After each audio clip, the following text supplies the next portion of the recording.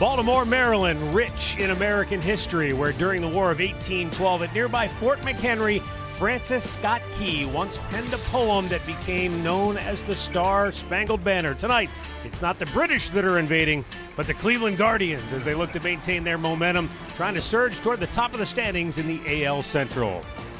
Hi again, everyone. Matt Underwood alongside Rick Manning. Andre Knott will join us shortly. They're coming off a 3-game sweep of the Kansas City Royals at home.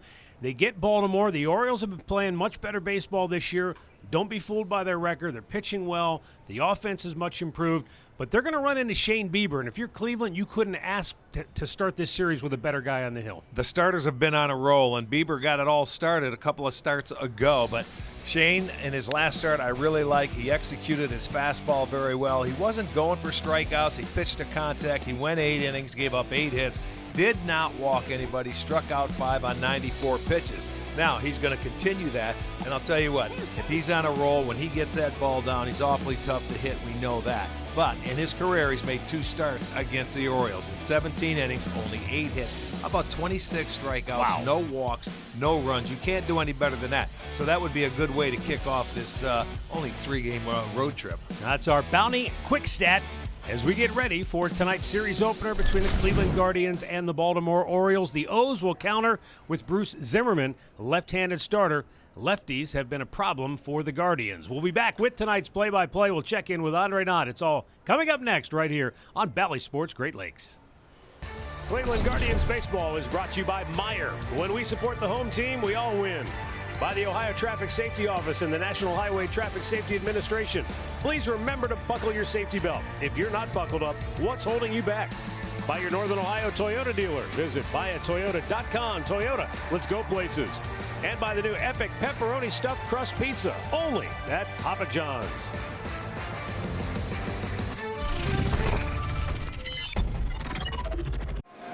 Well, it's going to be an absolutely beautiful night for baseball here in Baltimore at Oriole Park in Camden Yards.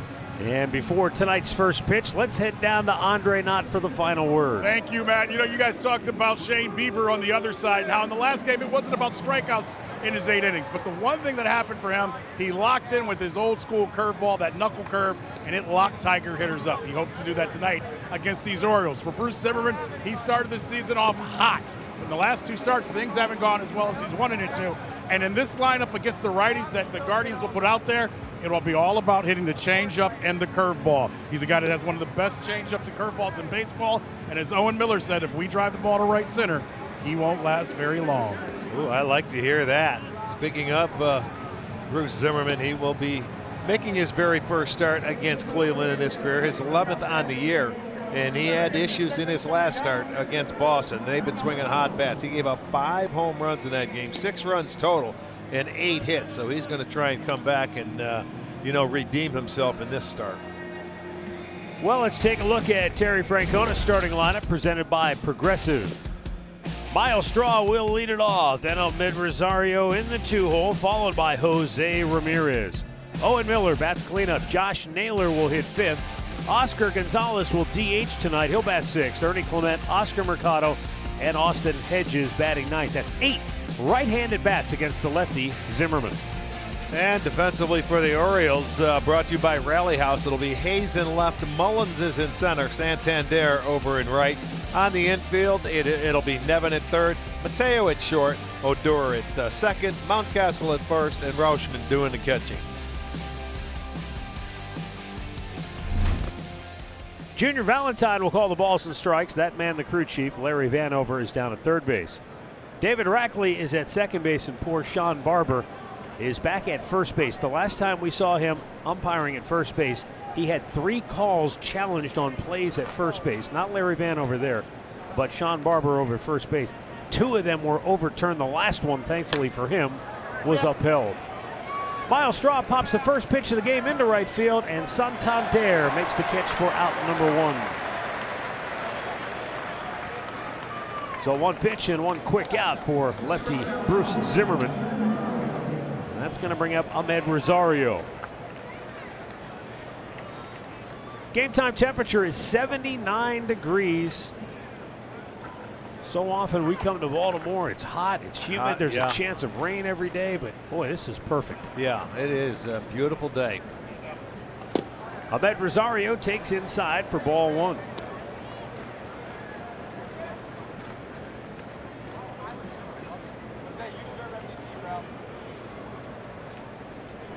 Ahmed's been swinging a hot bat. And he will continue to do so here in the opener of the series as he signals into shallow left center field. Came in batting .296 in his last 17 games with 6 multi-hit efforts. And he's already on his way to another one. Tonight's storylines are brought to you by Wayside Furniture. Jose, he's the man. He's the straw that stirs the drink for this team. Period. The end. And Cedric Mullins, he does the same thing for Baltimore. Well, he certainly did against the Guardians last year. They do it in different ways. He's a leadoff guy. Right. Speed. He's got a little power, though. Jose Ramirez, they need him to drive in runs, and he's done that better than anybody in baseball with 52 runs batted in entering tonight. Ropes that ball down the left field line. Rosario can run like a deer. He's around second on his way to third, and Sarbaugh will hold him there. Ball got hung up down in the left field corner before it made its way down into the newly deepened dimensions here at Oriole Park. And so that keeps runners at second and third with one out. Well, he wastes no time. These guys are jumping him early. It looked like it might have been a changeup up. And he drilled it down the line, just gets inside. Yeah, if it gets down to the corner. Boy, you can see Nevin down there. He making a dive for it. It sort of got stuck on the bottom of that wall is what deadened that. But he'll get a double with an opportunity now for the Guards to get on the board. Owen Miller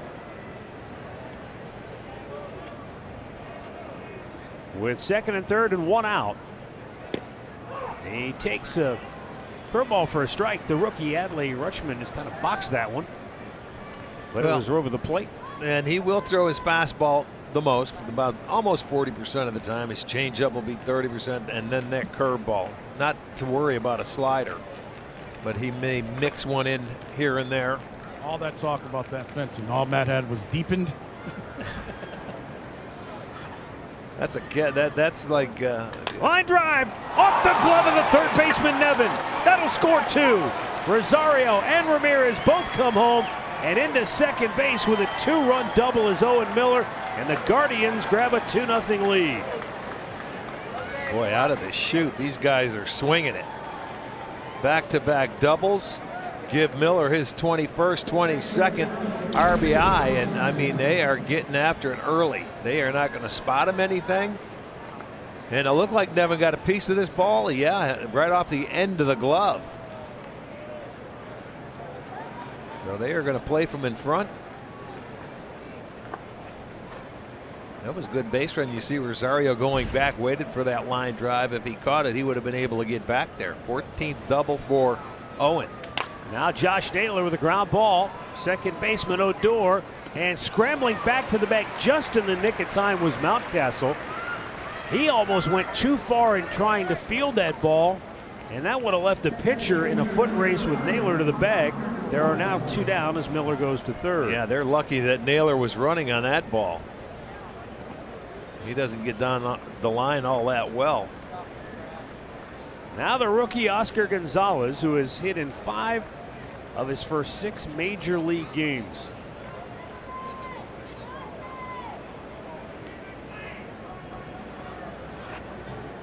And the left-hander Bruce Zimmerman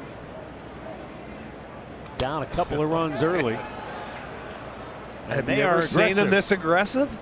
I have never seen him all this aggressive here in the first.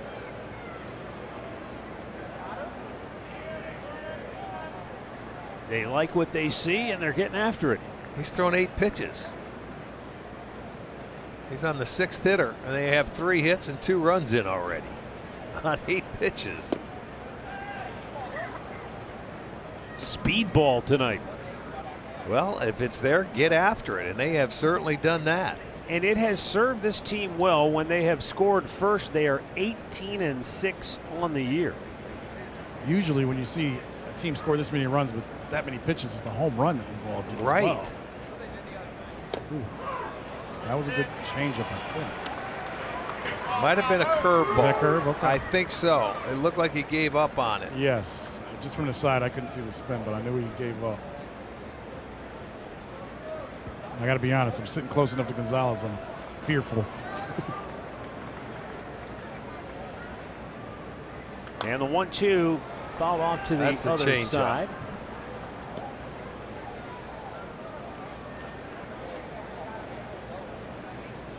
The one aspect of Gonzalez's swing that has jumped out to us in the first half dozen games we've watched him play is his ability to stay inside the baseball, and he doesn't get pull happy. No, and when he gets the 2 strikes, he'll give himself up. He's trying to shoot it the other way.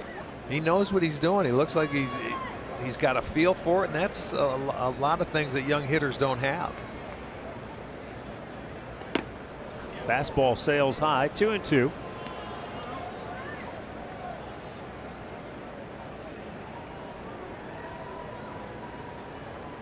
Basically straight away.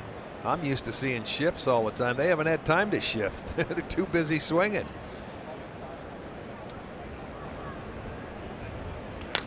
Little chopper to short. Jorge Mateo throws out Gonzalez to end the inning. It happened in a hurry. The Guardians come out swinging. Ahmed Rosario singles. Jose Ramirez doubles. And then Owen Miller with a rope to bring them both home. It's 2-0 Cleveland. Starting pitcher brought to you by your Northeast Ohio Ford dealer. And Bieber coming off on a roll. He had one bad start the first start of May, but he pitched very well the rest of the month. And he settled in. He broke out that curveball in his last start. It helped him, I think, get the ball down. He was pitching to contact. He went through 8 innings and did a really good job, and he's had great numbers against the Orioles in his career. Cedric Mullins to lead things off for Baltimore. And Shane Bieber with a fastball strike on the outside corner. And that has been his fastball, about 90, 91. Good off-speed pitch, and it's 0-2. Might have been a little slide piece right there at 86. So now ahead in the count, 0-2. Swung on and missed. He struck him out on 3 pitches. And this is a guy who came in with a .432 batting average in his young career against Cleveland pitching. But this is one thing that Bieber does. When he gets ahead of you, that's how he gets his strikeouts. He can bounce it. There's that knuckle curve that he threw, and it bounces on the plate. That's where he benefits. When you can get ahead of the hitters, he can throw that pitch, and he'll get chases. The rest of the lineup for Brandon Hyde and the O's. Trey Mancini, the DH, who's in there now. He swings at the first pitch. High fly ball, right field. Mercado back. And makes the catch just shy of the wall for out number 2. Take a look at the remainder of the O's starting line. I tell you, is there a plane these two teams are trying to catch? This is old school baseball. Anthony Santander, he's batting 30s in right field. He's had a great month. Well, last month was a great month for him. We're now into June, but driving in runs. Austin Hayes, awesome looking young player. Mountcastle has power. Rutschman is the rookie catcher. They're very high on him. Odor, the veteran. Tyler Nevin and Jorge Mateo. Santander had 21 runs batted in for the month of May. That was 4th most in the American League.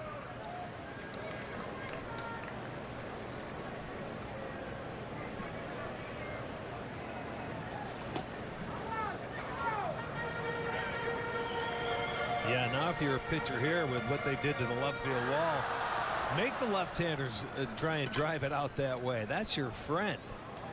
Boy, I look out there and I see Clement playing, and it looks like he's in another zip code.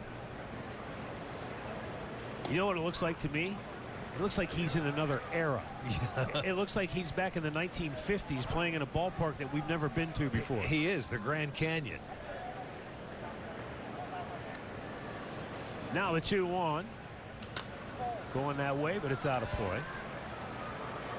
You know, we talk about different parks like Detroit when it's at least 420 to center. Utilize that, make that your friend if you're a pitcher. For left-handed hitters, let them go that way if they want. They're not going to drive it out of this ballpark to left field. Now the 2-2. Little low, full count.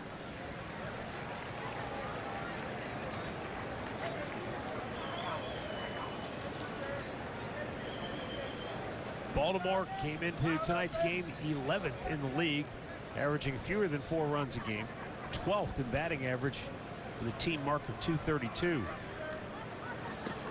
And that's ball 4. Well, nice patient at bat by Santander, working a walk. That again is something that they don't do a very good job of. When you look at the Orioles, they are good. Yeah, good. Guardians defense will be Clement, Straw, and Mercado in the outfield. It'll be Ramirez, Rosario, Miller, and Naylor on the infield with Hedges catching. They have the 5th lowest walk rate in all of Major League Baseball, so they don't have a lot of patience as a team. And again, that's something that should work in favor of Shane Bieber.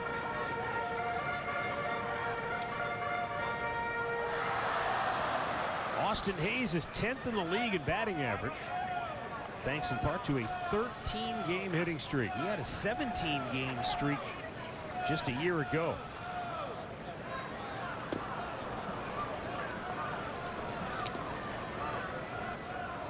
And the count is 0-2.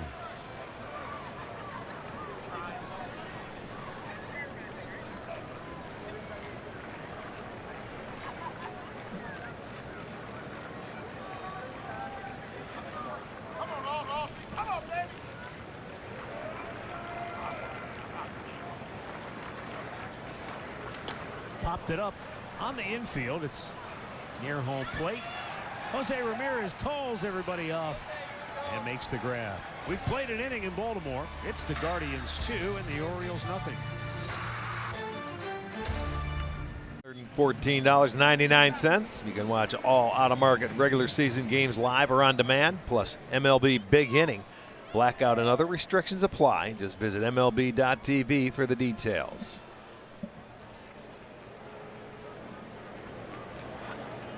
Second inning, and Ernie Clement will lead off for Cleveland.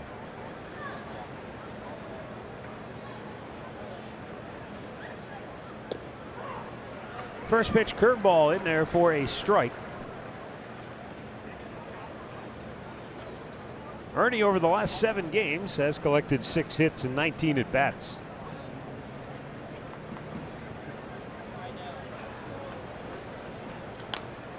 Tells you how confident Terry Francona is in the abilities of Ernie Clement, that he has now started 2 games in 2 of the trickier left fields in the American League. Yeah. Down in Houston, where you've got the short porch and then the cutout, and now here in Baltimore, where you've got the enormous left field, but there's a nook, a cranny out there in left center that could be tricky as well. Well, I think the one in Houston would be a little easier because you can use that wall to protect you. Here you have no protection. And hopefully Bieber is on his game and they won't hit many out there. Well, the one thing Kyle Hudson talked to me about with that opening right there at 376 puts that on Miles Straw more than he puts that on Ernie Clement. Coming over from the other side. Really, they're more worried about a lefty slicing one down there than a righty. 0-2 pitch, fouled back out of play. But it's so far, Arch, I don't even know if we're going to have to worry about it. You may need 2 or 3 cutoff men to get it in if they go back to the wall. That's the main thing they were talking about, is making sure the cutoff men come out a couple. Come out a little farther than normal. I went all the way out there. It was crazier to turn around and see where home plate was at. Right.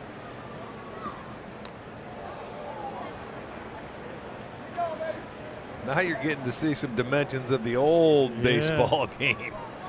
As a couple guys said, they would hit left-handed if they didn't know they're going to play here every day. Is what I. Oh yeah, you turn into a left-handed hitter real in a hurry. quick. Yeah, but think, this was built in 1990, and how many home runs have they hit over the past? You know, and teams Swing and a miss. Struck him out. Ball pops loose. Rutschman flips it down to first. StatCast 3D powered by Google Cloud. So what we're talking about here is in left field, that's the primary alteration.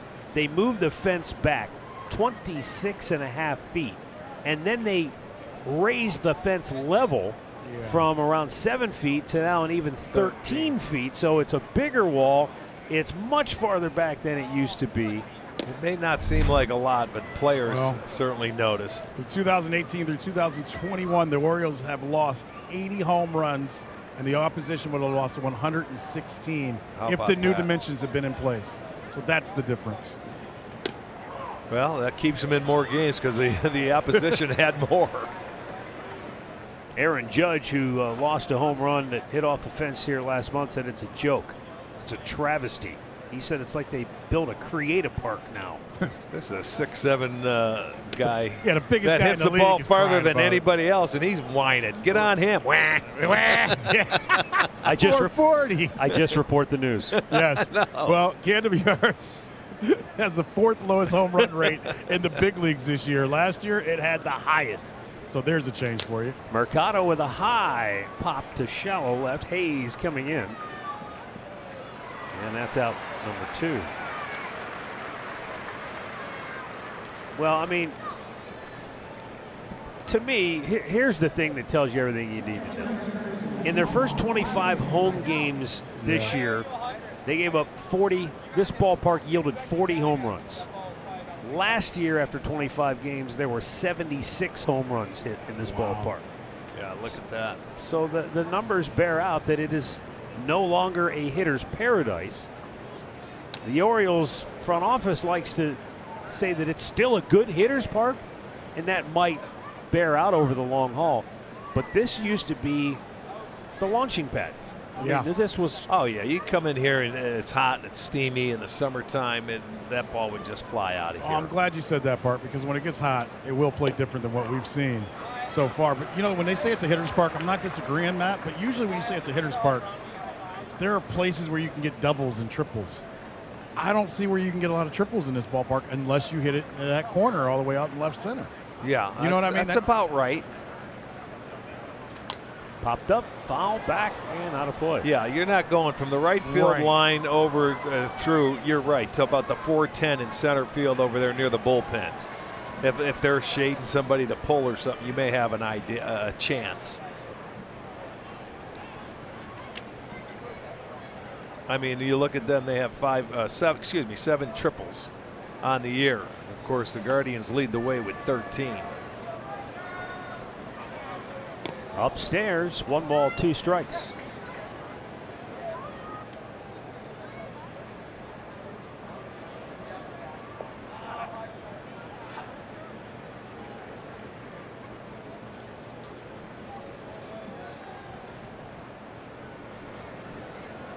Now the 1-2 to Austin Hedges. It's down low. Did he go? They appeal. He did not.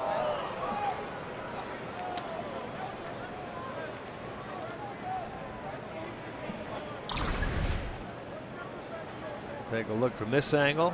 No, not even close. 2-0 Guardians lead it. 2nd inning, 2 down, bases empty. 2-2 pitch in off the plate. Now full count. That was well inside. Not according to the umpire sitting down here. Yeah. A lot of Bird fans want an early strikeout. The payoff. Popped him up. Shallow center. Long run for Mullins. I don't know if he'll get there. Yes, he will. And the Guardians go 1-2-3. Midway through the 2nd, they lead it 2-0.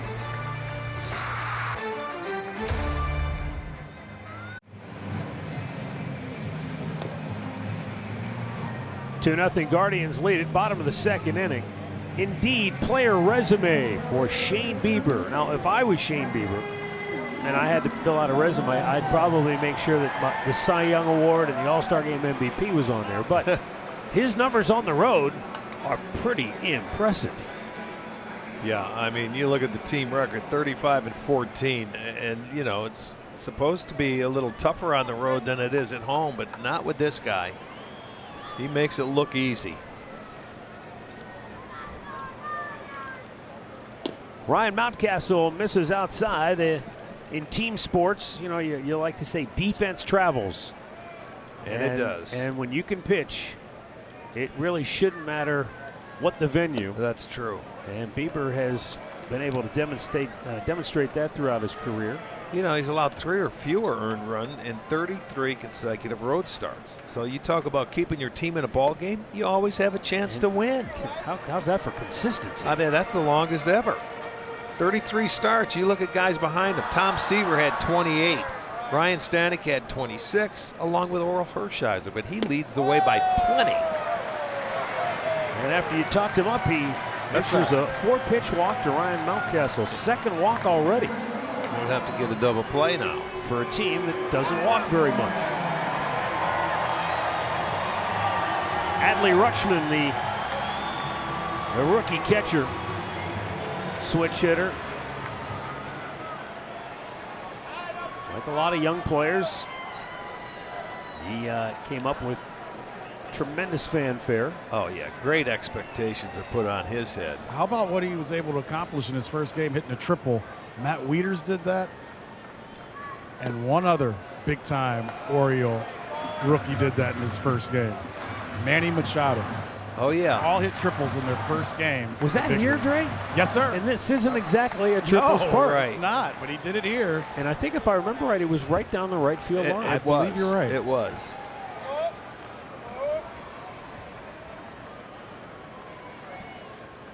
His teammates with Stephen Kwan at Oregon State. I asked him, you know, what would you tell me about him? He said he's a great dude, great player. He said, but we can get to him. He said he's a fun player. He goes, he's going to be a star, though. And he said we knew it as soon as he got to Oregon State. He also was the kicker on the football team. Quan said, I bet no other reporter has that in his back pocket. Run with it. Swing and a miss. It's a ball and 2 strikes.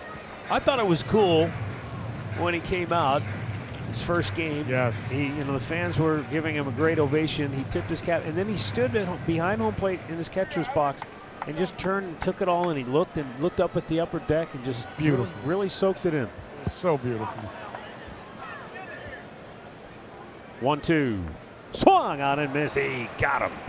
Bieber's second strikeout. One down here in the second inning.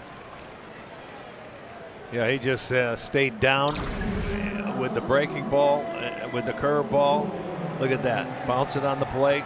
He might have got a piece of it right into the glove of Hedges. But you look at StatCast.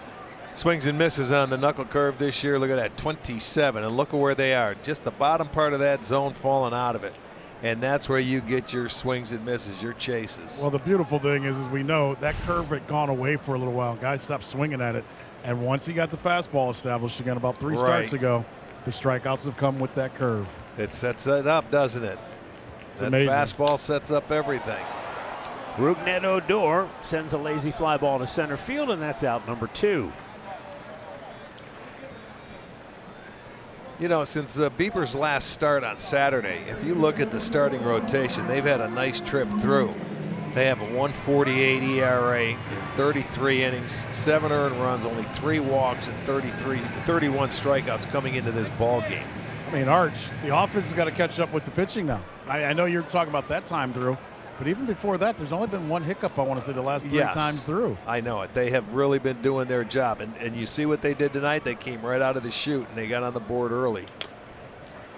And Chopper, now they're going to have to continue to do that. Add on.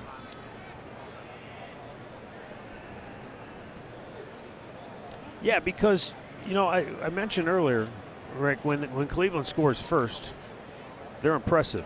18-6 so far this year. But Baltimore has 11 come from behind wins. Yeah, they which battle. is only 3 off the league lead. Ground ball to short. Rosario waits back, goes the short way to end the inning. 2 complete from Baltimore. It's the Guardians 2 and the Orioles nothing.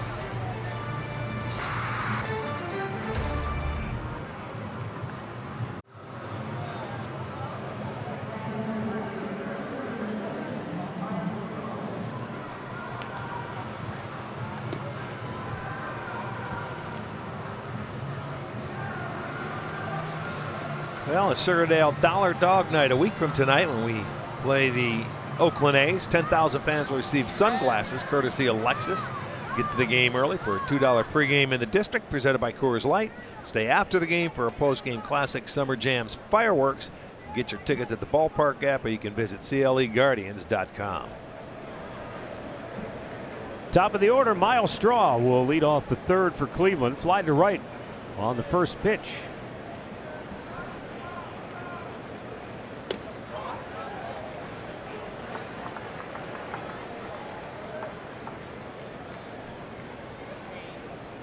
Maybe seeing Baltimore pitching will get him rolling offensively. He went 6 for 22 against the Orioles a year ago. There's a line drive into right center field. Well, that's what they were talking about, staying back, right, Andre, and taking that breaking ball to right field. They felt like they were going to get a lot of that early, and that's what you saw in the first inning. Quickly on Miles Straw. He's been swinging at the first pitch a lot the last 3-4 games. I'm curious, Arch, and both of you, do you think that's because he's been struggling a little bit? No, I think that he's looking for a certain pitch, and if he gets it, he's just maybe not hit it yet. Now, he admitted he wants to play all 162. He did not start on Wednesday, but got in the game late. He says he's not tired. He's just going through a period of time, and he just has to hit his way out of it. Well, that's okay. And like I said, sometimes when you're not hitting, you may think you need 3 swings. But, I don't think he's swinging at pitches out of the zone to try and do something. Okay. He's a very patient hitter. Sometimes that gets boring. You can't sit up there and take all the time. It's a team game. This ain't about your boredom. You get bored when you're up in that batter's box. I got to swing at something better. Well, maybe this is just looking for the silver lining, but Miles has reached base in 25 of the last 31 starts. So while the hits haven't been there, he's going to walk. He's, even though, as you say, Andre, at times he's been aggressive, but then he balances that out by grinding through in a bat and drawing a walk here. Right, and he's still up there top 5 in walks. That's a great point. 0-1 pitch, and Ahmed fouls it back to the screen. I guess what I would say is being a leadoff hitter is just so different than it used to be. It used to be take a bunch. Sandy Alomar, we were doing the thing about Manny Ramirez and Jose, and not comparing them, but comparing how they've driven runs in. And he told me a story. He said when they were going good back in the 90s, that whether it was Kenny Lofton and his brother and Omar or whomever hit third, Carlos Baerga, that sometimes in the first inning against certain teams, they would have a goal of let's make this guy throw 30 pitches in the first inning. Imagine a team trying to do that now. No, because you know what, that was different back then. In the time, that era, they wanted to get pitchers out of the game, with pitch count, and it was a different style. You wanted to get to the bullpen then. Yes, that's right. what you needed to get to the bullpen. Well, Owen Miller gave me something today that finally made me answering why the Guardians are playing well or hitting well late in the game. I'll tell you after this pitch.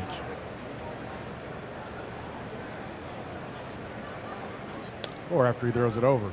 So we all agree the best arms in baseball usually are in the bullpen coming out in the 7th, 8th, and 9th. I think we would all agree with that. But Owen Miller said the one thing for him, that helps him late in games is that with these starters, he's just like, not only do you got to pick, the speed that you're looking for, the hard, soft, away, in, but most of these back end guys, everything is one velocity, hard. And he goes, and that's easier to lock in for him. And he thinks for a lot of hitters, it's easier to lock into a guy that's throwing 98, 99 with a hard slider rather than worried about a guy that's got a changeup or curveball as well as a fastball. And I would add to that, Andre and Rick, you know better than both of us, it's no walk in the park. But if you can say, all right, I'm looking for one velocity and I'm looking for one location, it's probably going to be away because they don't want me to pull and tie the game with one swing. It gives you at least an idea that, hey, I can zero in on one spot and one speed. Well, try to do that with the starters too, I would suggest. Well, the reason he said, get out of here. That's going to stay in play for Mountcastle. 1 down.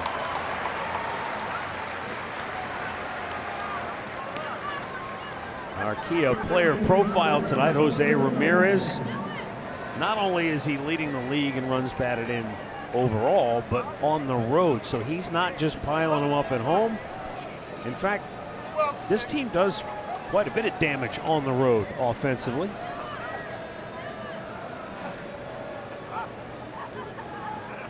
When you look at Cleveland's splits, They have a 37-point higher team batting average on the road than they do at home. It's amazing. Now, I got to believe some of that is just, look, whether you want to agree with me or not as a fan, the weather's been awful the first 2 months of the season at home. Been a few nice days sprinkled in. Not a lot of rhythm, not a lot of consistency, not a lot of games. They played the fewest number of home games, only 19. So I think some of those numbers will probably even out as we get into the summer months. They certainly will. This guy is off to the best start of his career. So all you can say is, you know, they took care of him. He signed. He's happy, and he's ready to roll. He makes this whole team go. I got a stat for you after this. Yeah, I was on a strike down the middle. 55% of the pitches Jose Ramirez has seen this year have been out of the zone. That's tied for the 7th highest in the majors. But he has 16 hits on such pitches. That's just one shy of Luis Arraez from Minnesota and Ozzie Albies with the Atlanta Braves, who has 17. Well, he can hit out of the zone. Right. You know, he certainly can. And he's done that a number of times, that, you know, maybe drive in some runs, but he doesn't let it get in the way of really what he's trying to do, the big picture. Yeah, it's just, you know, we talk about teams trying to pitch around him, and I think that those numbers state they are. He just has found a way to be successful Well, despite they it. better pitch it around him a little bit, make it a little farther away where he can't hit it. Hey, there used to be a lot of good bad ball hitters around that would, you know, I mean, when you think about it, think about Lindor when he first came up. He'd swing at pitches, I mean, that were a foot off the plate and find a way to get base hits at times. It's not surprising Arraez is on that story, because Arraez is a really good bad ball hitter as well with Minnesota.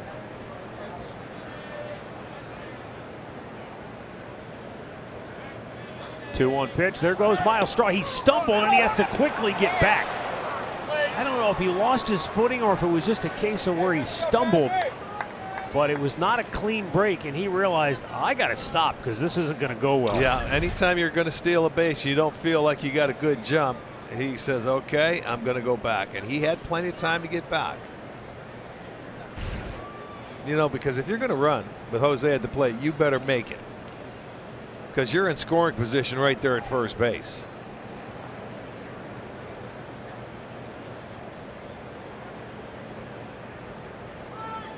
And Jose shoots it into right field. Straw's going to go all the way to third.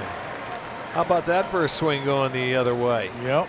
I mean, he pulled the first time up, and he knew he was going to get something soft and away, that changeup or that breaking ball, and he took it that way. Sandy Alomar believes this is what's making Jose even better than anything we've ever seen before. He said his willingness now to do that and the holes that are there for him because of what he's done in the past has taken him up another notch. Yeah, agreed, because, you know, everything's pull side for him most of the time. When we see him go the other way, we're sort of shocked. But he could do that at will if he wanted to, I think, and that average will get up over 300 if he does. Came in batting just 205 from the right side of the plate, and he's 2 for 2 tonight. Oh, you knew that wasn't going to last long. Owen Miller drove in 2 in the first inning. Had a chance to add to that here, but he chased a curveball down in the dirt. Now, you see, he must have been looking for that, you know, because they jumped him early a lot of times, and I think they were trying to get on his fastball. But the second time around, looks like they're trying to look for off-speed away and take it that way. But he went against the grain right there, swinging at that curveball in. It wasn't away.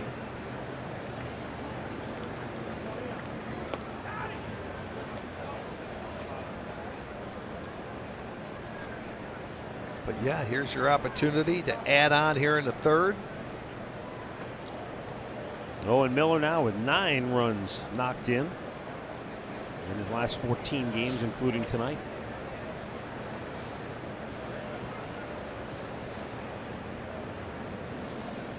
There goes Jose, and Miller with a line drive base hit into center field, and Ramirez keeps on rolling. Straw's going to score. Here comes Jose.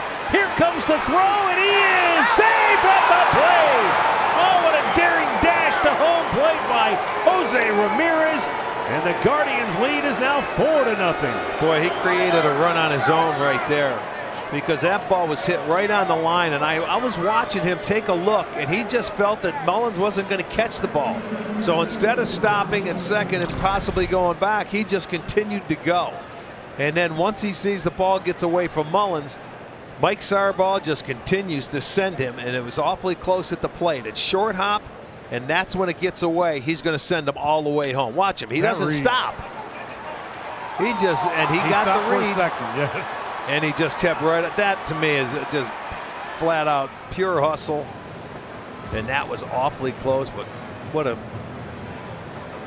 move. That's true. That tag never got there. He got the hand in. So Owen Miller has 4 runs batted in already tonight. I may know the secret why.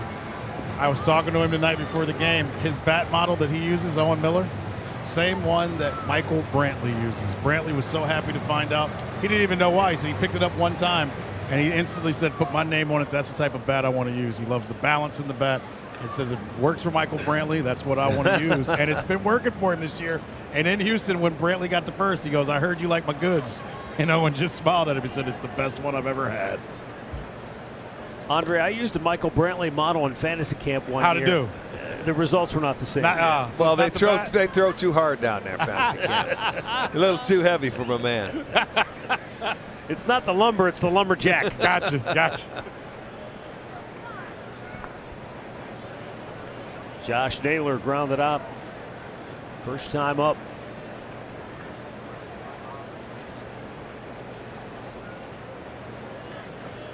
Yeah, swing and a miss.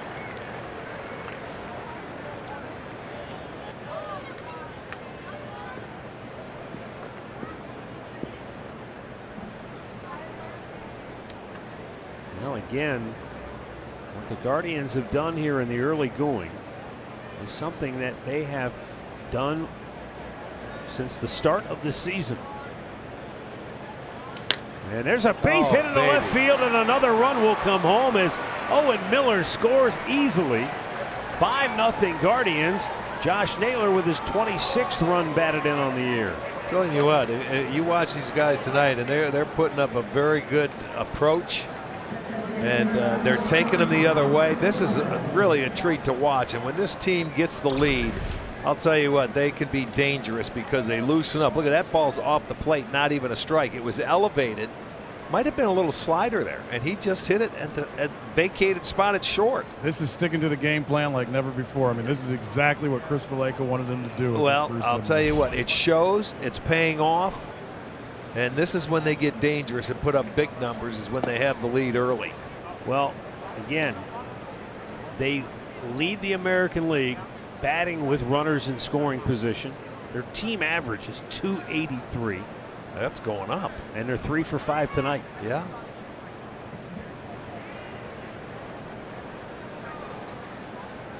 You know, this is action. This is what you like to see when you go to a baseball game. You know, instead of hitting everything out, all right, clear the bases. There's a solo home run or a 2-run homer. It's nice for home runs. Don't misunderstand. But it's more fun watching these guys move runners around the bases. The running like Ramirez just did right there, hustling all the way around. 4 singles in the inning. They had 2 doubles in the first. That's action. We know you love action. Yes. Oscar Gonzalez with a high fly ball, deep left center field. Mullins back, makes the catch. About a stride or 2 in front of the wall. He ran a long way to track that one down. And there are 2 away.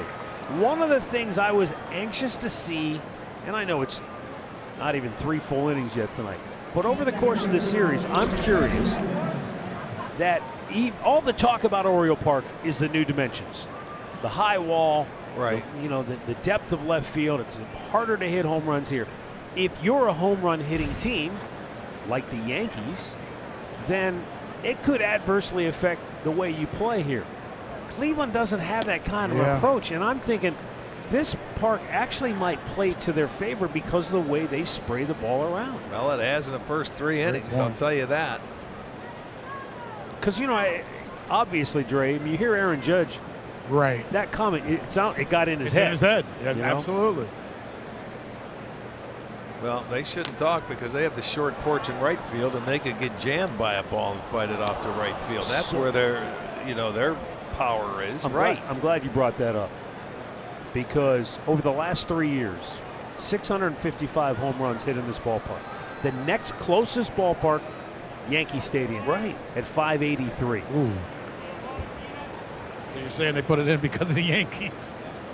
No, but listen to this. Ernie pops it up.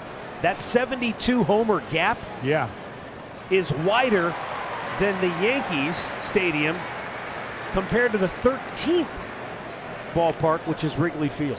He'll tell you and figure that all out when we come back. Numbers, baby, we got them. 3 more for the Guardians. Their lead is now 5-0 midway through the third in Baltimore.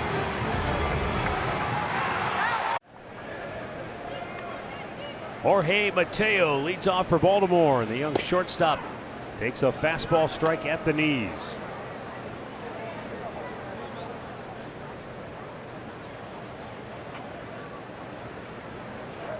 Shane Bieber deals, and it's fouled away by Mateo.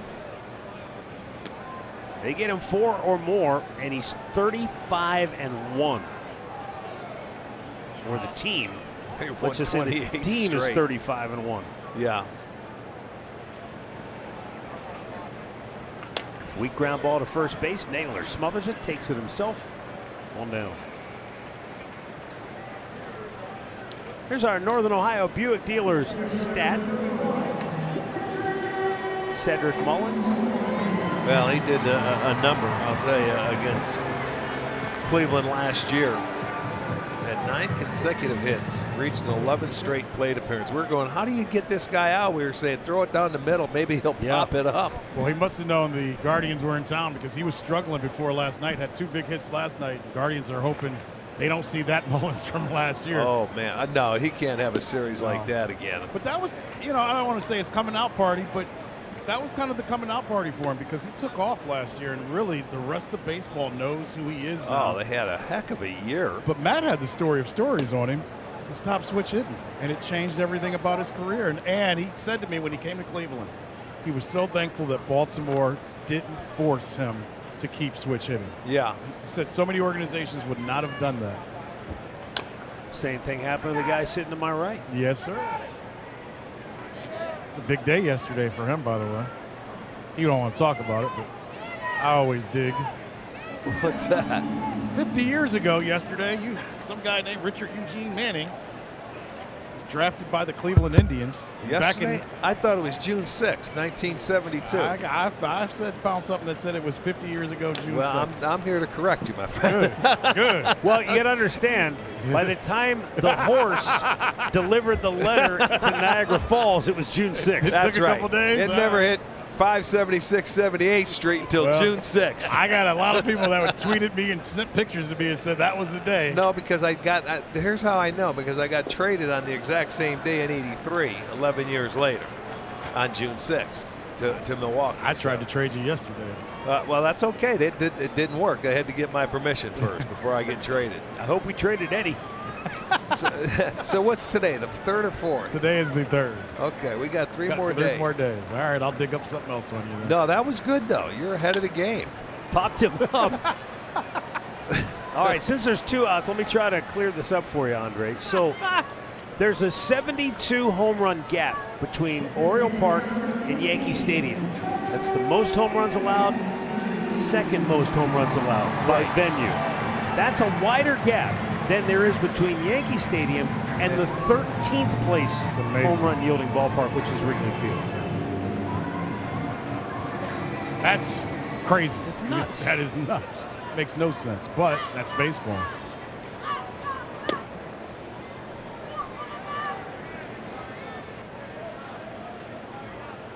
Trey Mancini fly to deep right field, first time up. Andre, did you get my check for my signing bonus? No, that's coming on the 6th. Give me another one. That's coming on the 6th. Good, I need it. The 2nd, they didn't print it till yesterday is what I heard. See, everything on the internet's not true, kids. It's pocket change to these guys now. Deal money. Mancini swings through it, 2-1. No, they gave that back.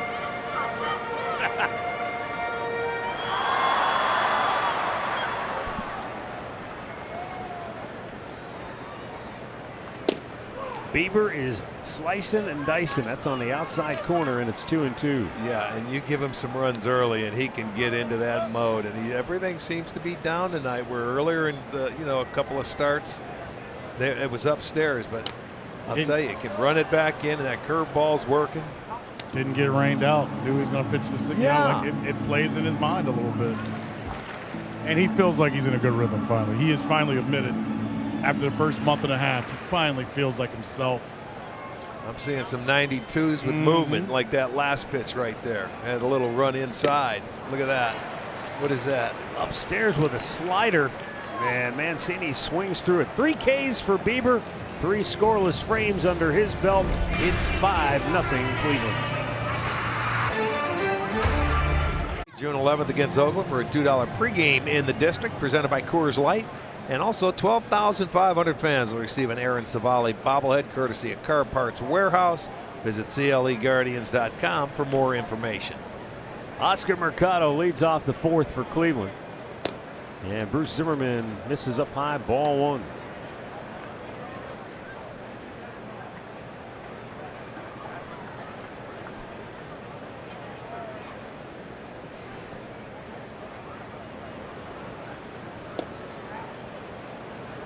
Last year, the Guardians went 5-2 against Baltimore, but they lost 2 out of 3 here at Oriole Park.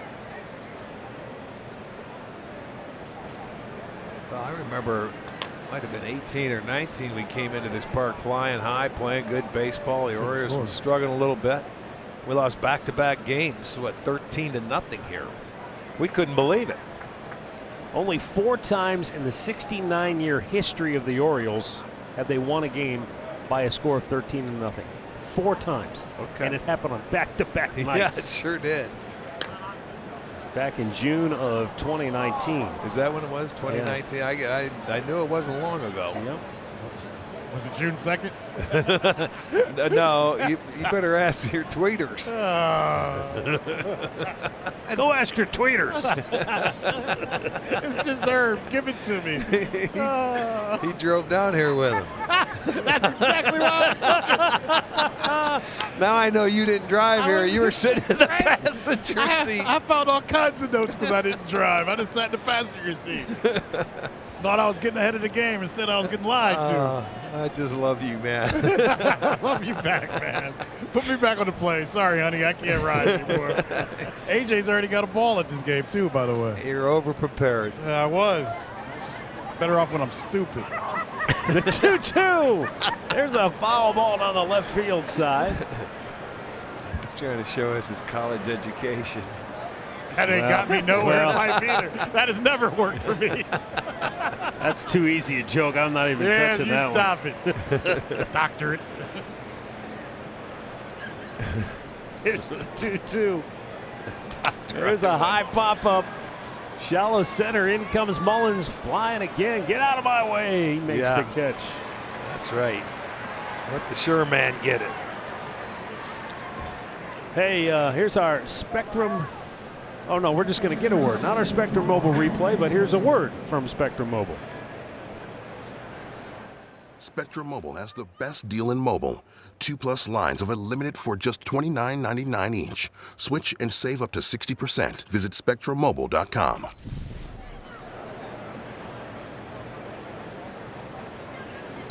Austin Hedges takes a strike. A nice breaking ball away right there. Well, right now, what Zimmerman has to do is put zeros on the board for as long as he's in this game. He can't afford to let anything else cross home plate.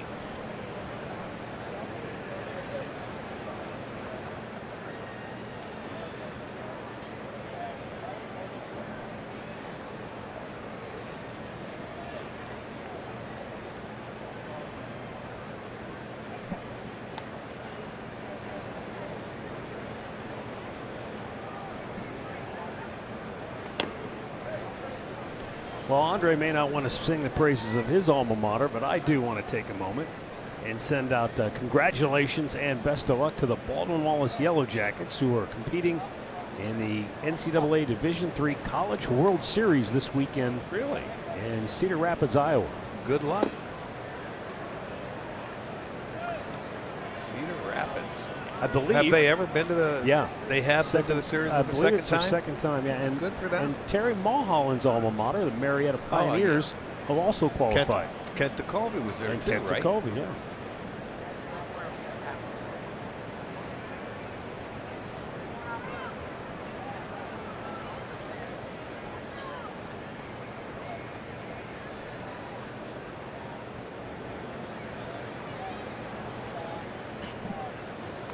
And a pop-up at the pitcher's mound. Oh, what a play by the shortstop, Mateo. I thought Zimmerman was just going to take it himself, and out of nowhere, Mateo came flying up the backside of the mound, made a basket catch. That was the express on the rail. He came running, and pitcher thought he had to catch it. He's calling for it. Here I go. Watch this. Out of see ya. No, you don't. Faster than a locomotive. Yeah. Faster than a speeding bullet. Yeah. More powerful than a locomotive. Yes, indeed. We'll get it there. Baldwin Wallace must not have taught you that. Yeah, no, we weren't allowed to watch TV. You got Baldwin Wallace guys texting me that didn't even know they were in the World Series now. Good job. Way to wake them up, man. He's Rush Chairman. They're buzzing. The Yellow Jackets are buzzing, Andre. There's Miles Straw, singled and scored in the third. And takes a fastball for a strike.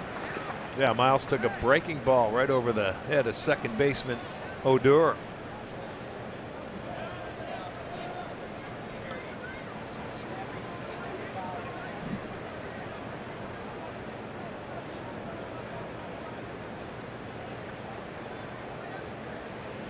Long pause by the lefty. Doubt.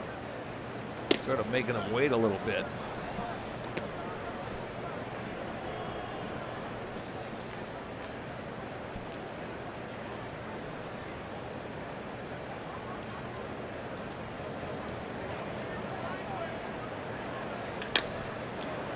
Oh, and it goes under the glove of Mateo. You know, he waited back on that ball, and it may have eaten him up. Well, and then he sort of went to his knees, so he was locked up, and that ball gets underneath. I don't know if he was. I got to take another look on the backhanded side. It looked like he went to his knees. He was going to backhand and get up, and the ball gets under the glove. See, he was taking his glove up, and that's got to be an error.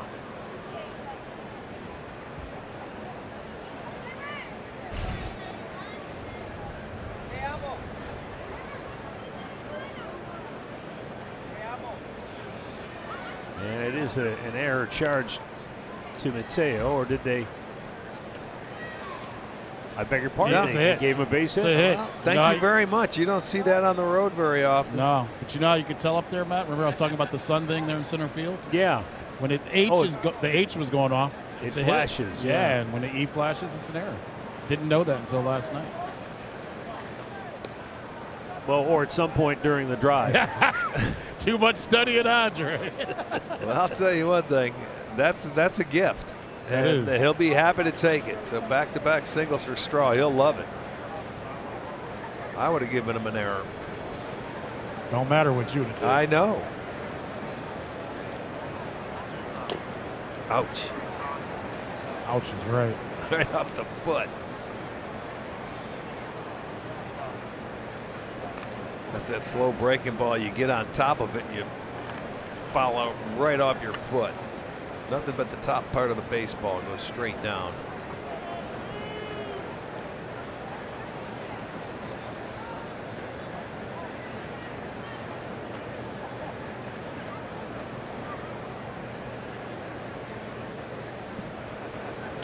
And a ground ball. Mateo, backhand. Buggy whips it across. Are you kidding me? Nice play. He has one go right under his glove, and then he makes a sensational play after he ran over the pitcher's mound and make another dynamite defensive gem here in the fourth.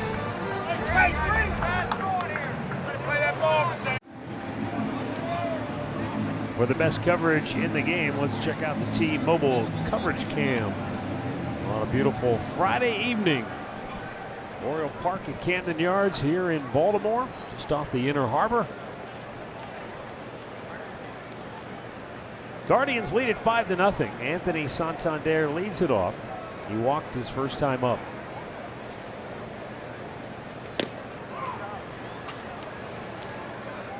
Yeah, pretty much fell behind him the first time. Was it 4 straight pitches, or did he fall behind him?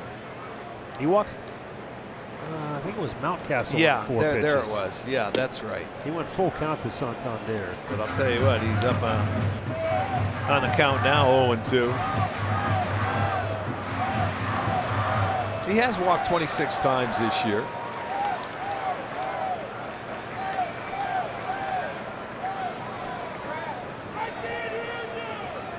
Nice. Fastball locked him up big yes, time. Indeed. 4 Ks for Shane Bieber. Energizer long lasting, and the Guardians starters have been getting deep into the game. They have been long lasting, and that has had a twofold effect. One, it's enabled them to win, and it's enabled these starters to get into some rhythm. Right. But adversely, in some instances, it's some of the guys in the bullpen are going, hey, am I ever going to pitch? Don't worry about it. We'll let you know. Yeah. Yeah, I think it's great. 12 times they've been gone at least 6 innings. Now, this has been the goal and the motto for these guys. I want to go 6. Now it's 6. You know, it used to be 7 when they go out there and they first came up at times. They'll get back to that point. Swing and a miss by Austin Hayes, who popped up on the infield in the first. I think this year Tito and Carl and them were slow playing these guys because 3 of the starters were injured last year. Right. In spring training. Remember how, you know. No, that's a good point. And they're young. They are young, too, regardless. I know it. But I really believe that these guys can get back to where they were, where they can go 7 innings now. I agree. Well, the other thing is, you know, Major League Baseball extended how long you keep extra pitchers. You know, what is it, June 13th June or something 13th. like that? You know, it's funny, as you were saying that, Arch, we haven't even talked to Tito about that because the starters are pitched so well that it's not even part of the conversation, man. Right. You know what I mean? Like, I know it. Ooh. Look out. By him. Look out. Look, yeah, he gets on a roll, man. Watch it. That's 3 consecutive strikeouts. That slider. And Austin Hayes. He's tightening this slider up of his. I mean, he's keeping it really tight. And I mean, that is unhittable because it drops. It's a strike all the way until about the last foot. And then all of a sudden, it's out of the zone. You have to swing at it. You don't want to get called out, and he just, the first hitter, he threw a laser beam, the fastball by him, and he thinking it might have been a slider. And now because he's all around the plate, he gets a call like that Mountcastle might have thought was a little low. He walked first time up. Yeah, but well, when you're a hitter, you know what you do. You turn back to the other and say, hey, he doesn't need help. I mean, he's doing just fine on his own without you helping him. He saw 4 straight balls his first time up. Now he's 0-2 second time around. Yeah, Bieber's just pumping strikes now.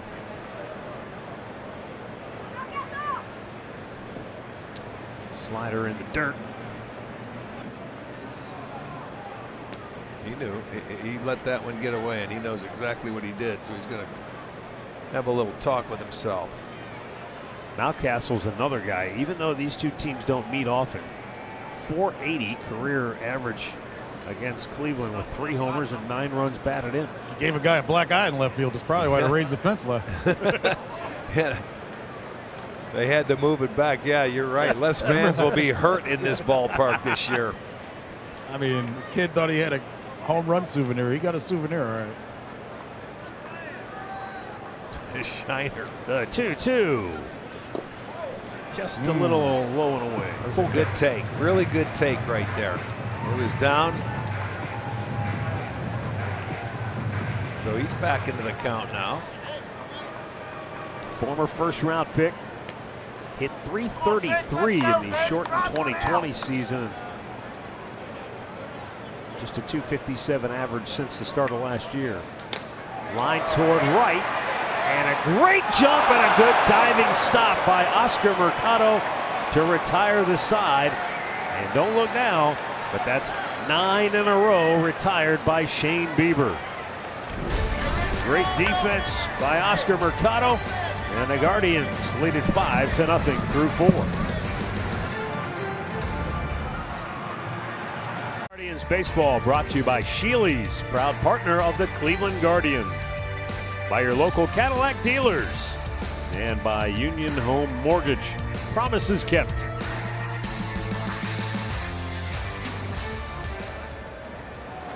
Jose Ramirez leads off inning number 5 for Cleveland. He is 2 for 2 tonight. Doubled and scored in the first, singled and scored in the third. Arch, remember how you talked about how the Guardians jumped Bruce Zimmerman? Yeah. I got a number that I think I know why.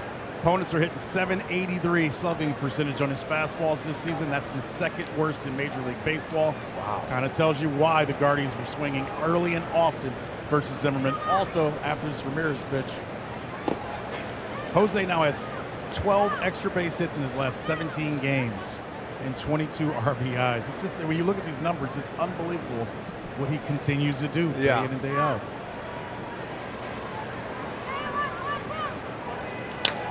The ground ball toward the second baseman, Odor. He makes the throw for out number 1. Medical Mutual 5-star report. When Owen Miller takes a first pitch for a ball, it usually works out well. He's batting over .400 after a 1-0 count. Why so much success after just one pitch? Hard to tell. I don't know. You know, you figure just a 1-0 count, what's the big deal? It's not like they're grooving the next pitch or anything like that. He's just had a good approach to hitting all year long. He's been very balanced in the batter's box. I can't ask. I mean, you can ask him that. He probably wouldn't know either. He wouldn't know. Right. But I will say this: we had a great talk before the game about his hands, and I asked him. I go, Owen, we've been impressed by just how you can pull your hands in on inside fastballs, how you push the ball the other way. And I hit a button, Arch. Yeah. I got him talking, man, and he was talking hitting and the science of hitting and how he's learned how to use his hands. And he admitted when I was younger, because my hands were so good, I didn't know what the heck I was doing. Yeah. Tops this one to second. I was hoping we had a couple more pitches to talk about. Well, we got plenty of time to talk about it, because I think as we watch him grow as the hitter that he is, we're going to learn more about how smart he is with his hands and how to use them, when to use them, and how to keep the barrel in that zone as long as possible. Well, the nice thing for Miller is that Tito put him in the 4-hole, and nothing changed for him. Well, it didn't change for him, and not many people could do that. You know, they would probably go out of their They changed something. Their style to hit some. I got to drive in runs. Yeah. And you get too aggressive. He's been great, and I think Ramirez has helped him settle down a little bit, but also this guy that's in the batter's box behind him has done a terrific job and a clutch hitter. Those two guys have been really clutch with RBIs in late in ball games. So I'll tell you, we haven't missed a beat, to be honest with you. That's a hard hit ball to first, but scooped up by Mountcastle, who was deep behind the bag. And for the second time tonight, the Guardians go 1-2-3.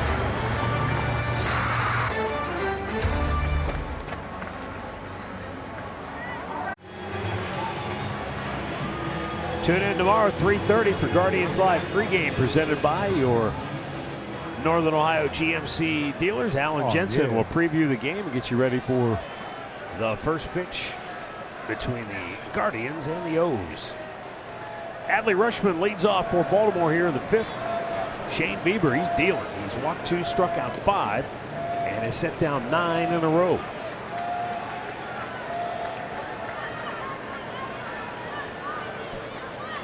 Number 1 overall pick out of Oregon State in 2019.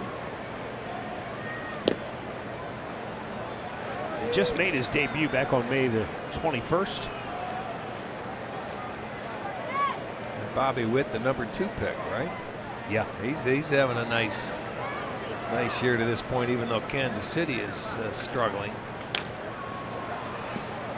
Well, now we can believe Stephen Kwan and everything he says. I've sent it up to you. I found video from a friend, not my tweeting friends.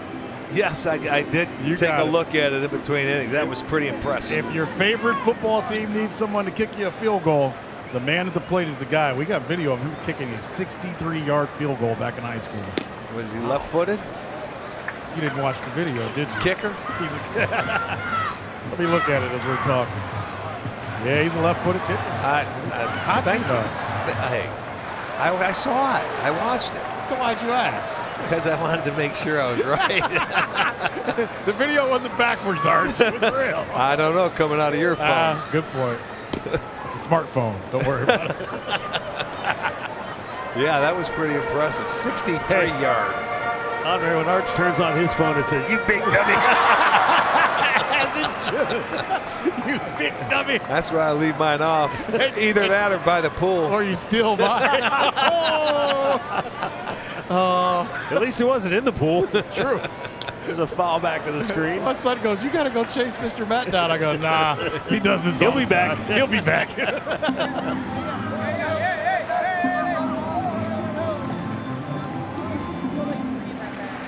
Shane Bieber cruising along. Liner to left. Great jump, and what a catch by Ernie Clement. I can't believe he was playing him that close to the line, to be honest with you. That might be the scouting report, but how many times do you see a left-hander go right down the line and that ball, and I mean, he had a little bit to go to get it. I thought that was an easy double when it left the bat. I really wasn't paying attention to see where Ernie was playing, but that's a nice job of scouting and covering to that line. Wow. You notice he's got the glove, the batter's glove under the. Yes, he does. There We you were go. just talking about that. Well, he's from the same area as Arch. That's right. Rochester, man. He's back in that water upstate around New York. That water around is a little different. Well, when you're playing at about 35 degrees in the springtime, you need that extra glove. It's the gloves you got for Christmas to keep your hands warm. Well, Ernie has been a true utility man this year, and you got to have multiple gloves for all the different positions. I bet he doesn't wear one on when he's playing with a smaller glove, just a bigger glove with the outfield glove, right, Andre? Yep, you are correct. Rugi Odor could not have gotten that helmet that dirty in 2 months, by the way. No, he probably. That's been worked on, right? Well, nowadays the guys, it's like Jim Tomey. You know, they put the pine tar right on the helmet. On right? And then the rosin. Who did we just play? Remember, I said maybe he doesn't like their logo. Couldn't even see the logo, right? Wasn't the Twins, was it? I'm trying to remember. It's quiet because everyone's thinking. The 2-2 is fouled back. Open your phone and leave us alone.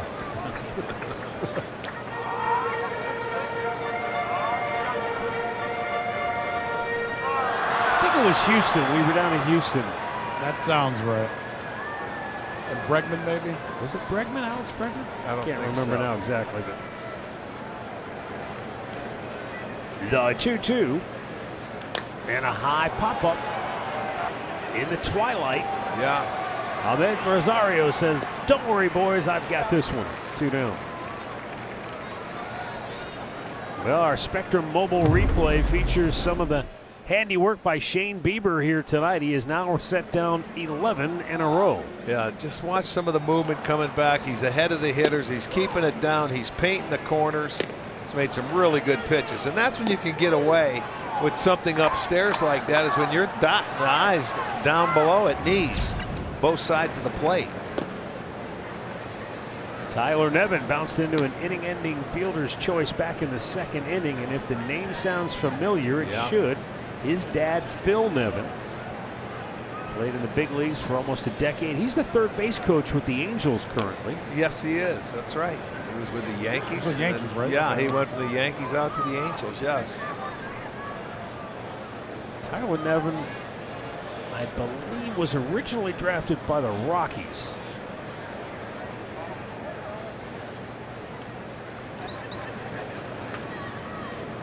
Speaking of those Angels, they're on an 8-game losing streak. Mm-hmm. Our guy's getting beat up when he's pitching too. They're jumping him. They jumped him at Yankee Stadium. Yeah, they did. He has he's pitched twice there and it hasn't fared well both times. He went fishing and strikes out to end the inning. 12 straight set down by Shane Bieber, and he has struck out a half dozen birds on the night. Texas Rangers coming to town for a 3-game series starting Monday. And you can pick up a district ticket presented by Miller Lite or a $15 kids ticket and get to Progressive Field. Visit CLEGuardians.com for more information. Monday, Tuesday, Wednesday, we'll get a chance to see the Texas Rangers. They're playing a little better baseball now, too.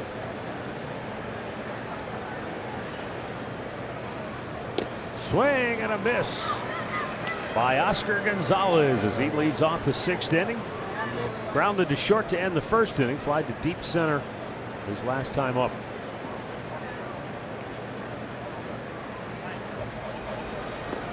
Skips in.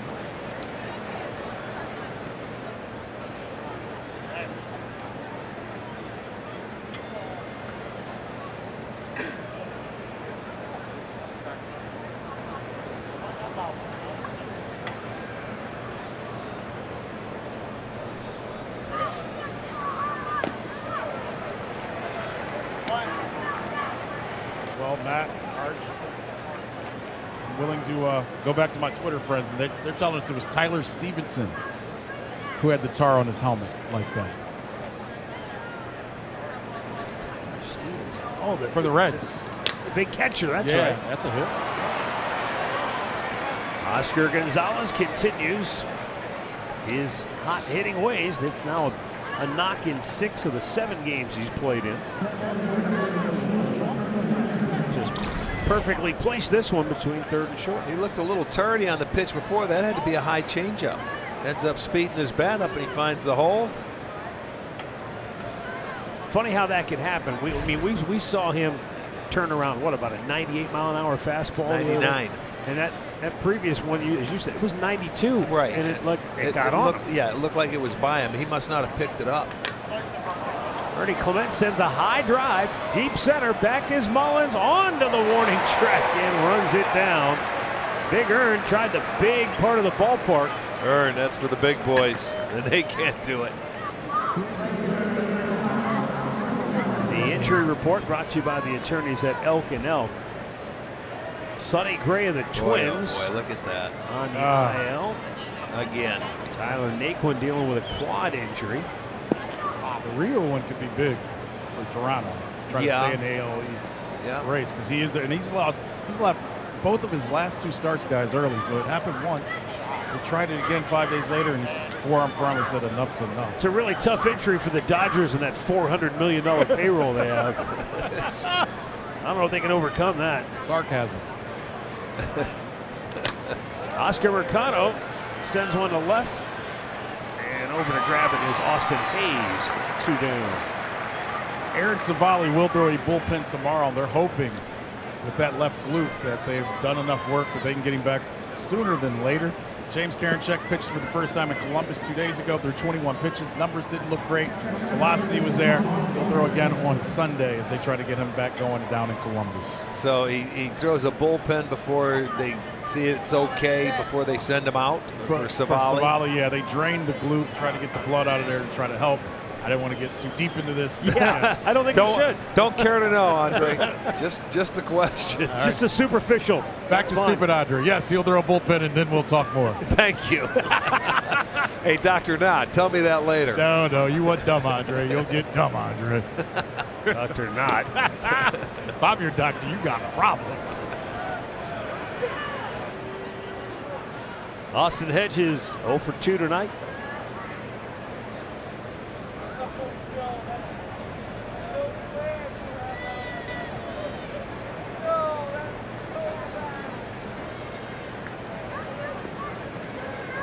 And that's a little high.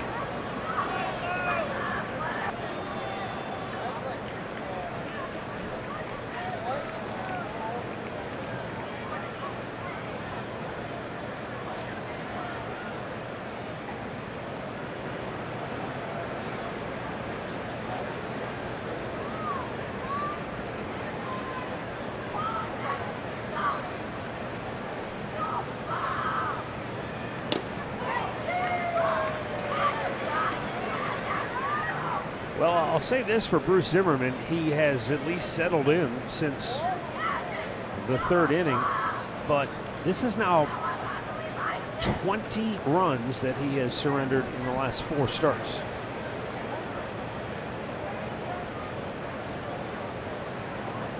Well, his last start, I told you 5 homers he allowed, but he ran into a hot-hitting offense. Oh, and a diving stop by Nevin at third, and he throws it away. And Oscar Gonzalez didn't pick it up until late, but it doesn't matter because he's easily into third. And Guardians at the corners, the inning will continue. He makes the great play to stop the ball, and I don't know if he rushed it or what happened, but that throw was way off the mark. He might have had a tough time getting it out of the glove originally, so I think he did rush it. Watch.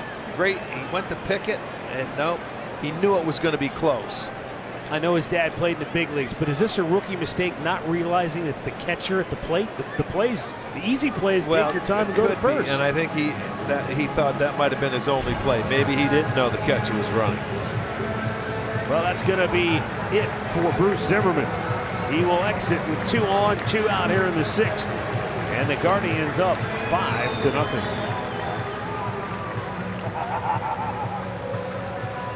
Cleveland Indians baseball brought to you by Levin.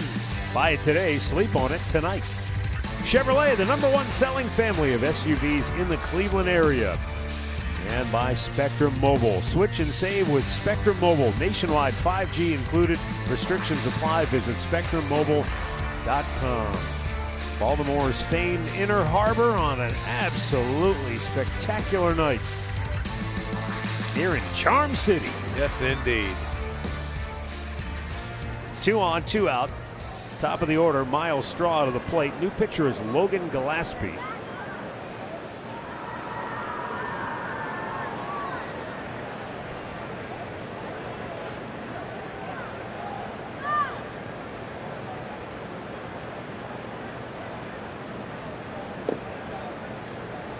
Here's the problem for Logan Gillespie. He's a right-handed pitcher. Right. And right-handed batters are hitting .389 against him. Yeah, I mean, it's a small sample size, 7 for 18, but they're up, and he's been better against left-handers. They're just 1 for 8. So you look at him from the right side, you wouldn't think that, but it's the way it goes. Cleveland Clinic call to the bullpen made here in inning number 6 by Brandon Hyde. Guardians got to Bruce Zimmerman with 2 in the first, 3 in the third. The 1-1. Miles takes it's a fastball strike. You guys remember the league Randy Dobnik came from?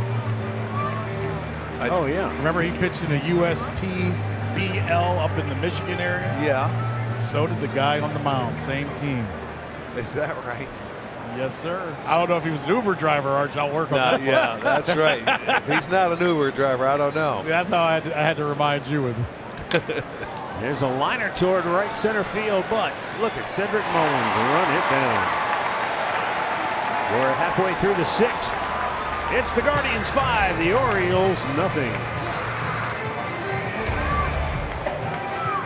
Progressive Field on July 9th.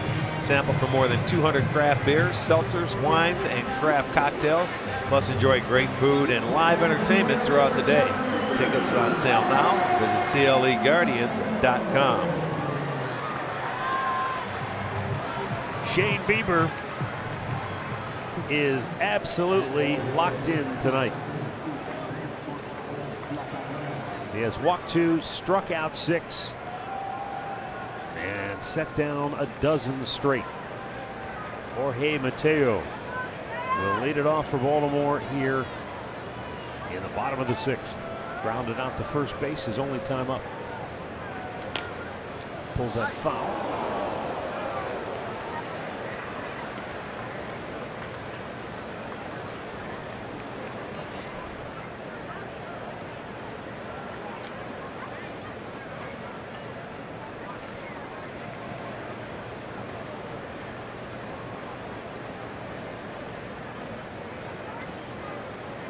Up the ladder with a fastball. And Mateo in the hole, 0-2. Yeah, that was well above the belt, which was good part of it. Now he can maybe go back to that curveball, bounce one, slider away. There it was, but he didn't chase.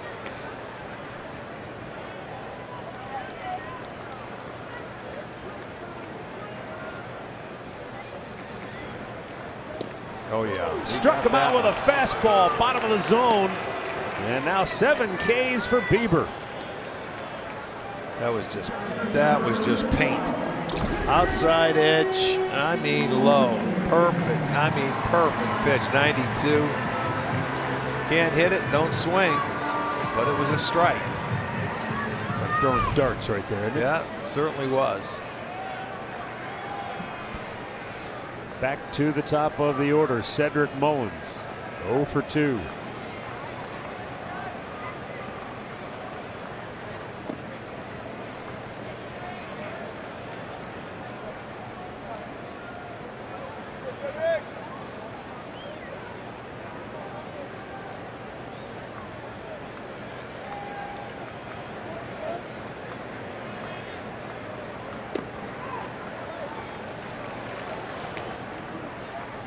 Just a get me over slider in there for a strike. It's 1-1. Very tidy tonight. Coming into the 6th with 75 pitches.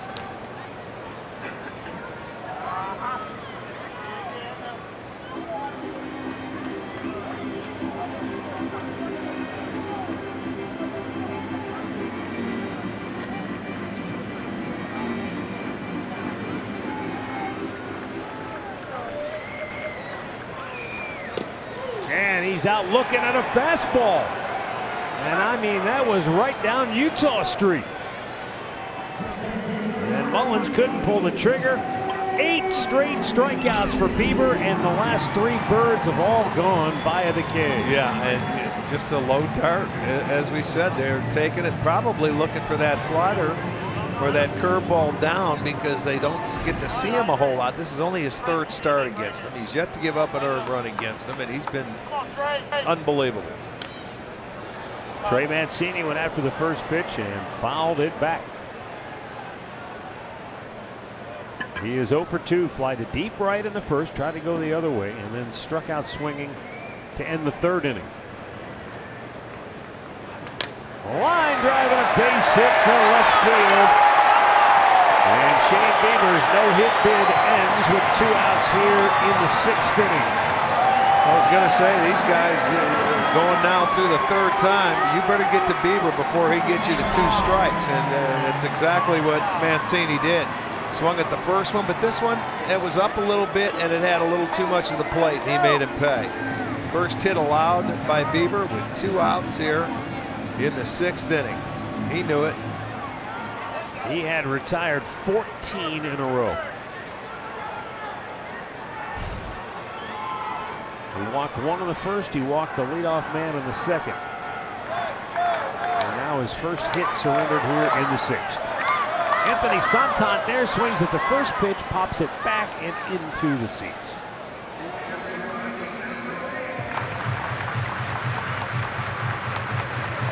Five to nothing.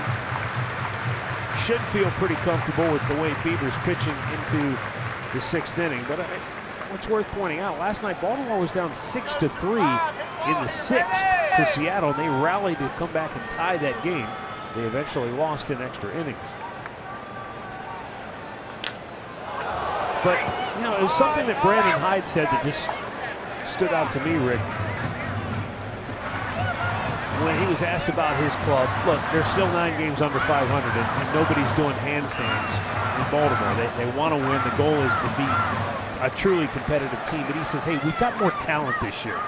We're better because we just have more talent. And he said, you know, he likes the way these guys, they come to work every night. Oh, man. But Santander is no match for Shane Bieber. It gives him 9 strikeouts on the night. 6 innings of 1-hit shutout baseball.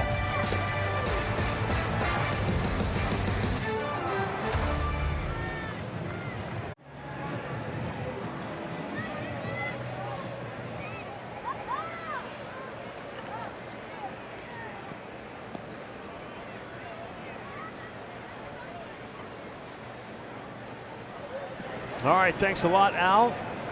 Denyi Reyes, right-hander, new pitcher for Baltimore, and Ahmed Rosario chases after a first pitch breaking ball down and away. Reyes just the 3rd appearance on the year. He got called back from AAA yesterday. He made a start back on May 28th, so just a few days ago. And there's a squibber to first, and that's out number 1. And we'll get a word now from Kia. Presenting Kia's lineup of exceptionally capable all-wheel drive SUVs. That first career start for Reyes on May 28th, he was the 27th man for the doubleheader day. One of those guys, he's right on the verge of trying to break through, get a start.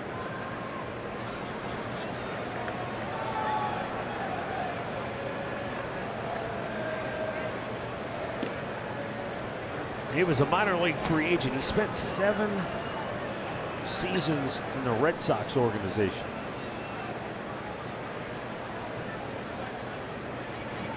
You know, a lot of people have talked about the fact that one of the things Baltimore had to hang their hat on coming in was their bullpen.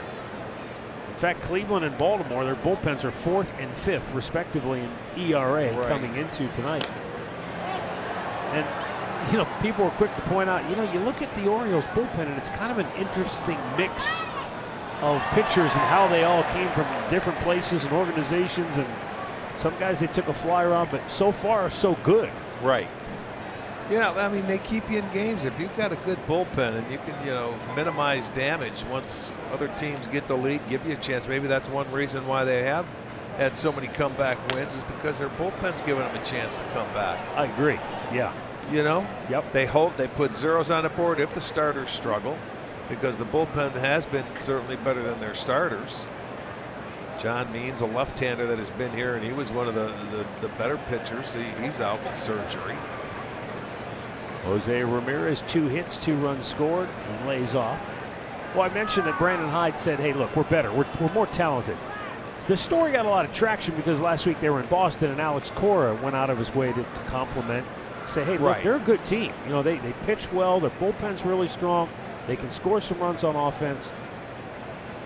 And the 2-2. That's when they came back on those Red Sox and scored late. I asked Tito before the game, I said, you know, do you think, did that story just get a lot of traction because it was Alex Cora, because it was Boston? He said, no, I agree with Alex's assessment. The Orioles are a better team than they have been in the last couple of years, maybe. Yeah, and I mean, it takes a while. You can't get players all at once, and, you know, I don't care how you go pick them, or, you know, if you're drafting and signing, it takes a while to develop. But, you know, it takes a while to get good players in here, and they've got some good young hitters. But when you finish last in your division 4 times in the last 5 seasons, and they haven't had a winning season since they were in the playoffs in 2016. The 3-2. Liner and a catch. That's Phil Nevin. Phil Nevin's son, Tyler, who makes the catch, moving to his left. So 2 down, and Owen Miller, the early hero for Cleveland. He came up in the first inning with 2 on and 1 out, smoked it off the tip of Nevin's glove. And then in the 3rd inning, perfectly placed, and then Jose Ramirez just made a great play. Exactly. You know, it could have been a doubled off play, but instead of his hustle, he turns it into a 2-run single. And then Miller came around to score on a base hit by Naylor that followed, so they had 3 consecutive hits, 4 hits in the inning. And that's where the damage came. 2 in the first, 3 in the 3rd.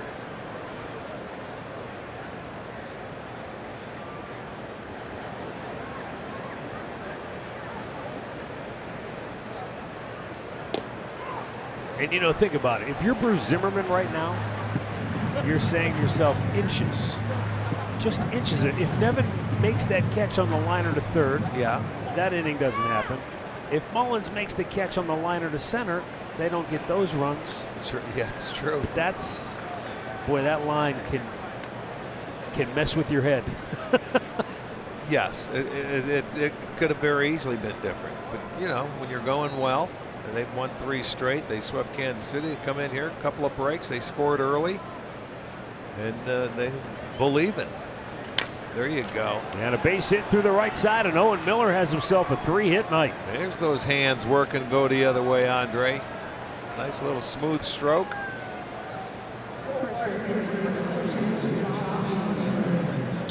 So he pulled the first one. He's gone the other way. There's a fastball this time. Rick, I was telling Matt before the game after I talked to him, I was just amazing the confidence and just conversations with someone like me about hitting and about his place with hitting. We couldn't have the conversation we had today a year ago. Yeah, he feels so much better, doesn't he? Yeah, he believes in himself, and he knows what he's learned works here now. You know what I mean? Yeah. It's amazing what confidence does to you in this ball game, and make you feel at home. Right. Snap throw. Miller does get back in time. And it's not a cockiness or an arrogance, Right. but I just think what it really comes, and you just said, you're comfortable. You feel like you belong. You're not looking over your shoulder. Yeah. Am I in somebody's way? Can I get up? I think that's what people don't understand is when somebody gets traded from a ball club and they come over to a new organization, it's not like fitting right in. Right. It takes a long time to you feel comfortable. You don't know how to trust people or anything. So, people think they're machines and they're going to go up and put the same numbers up or do what they do. It doesn't work that way. And he gets all our jokes about trades from San Diego. Does he? Well, he should. He does. Well, I mean, I never thought of it from their standpoint. Think about all the guys that got traded from San Diego and their thoughts about who they are and what they thought they were going to be. Right. And now they look around the league and every team they see one of their old teammates. And they're going, wait a minute, we could have been pretty darn good if they would have just left us alone. They would have kept this team together. Well, the guy, Ty France is the guy that he's told me that's out with Seattle. He said when they moved him, he realized any of them could be moved.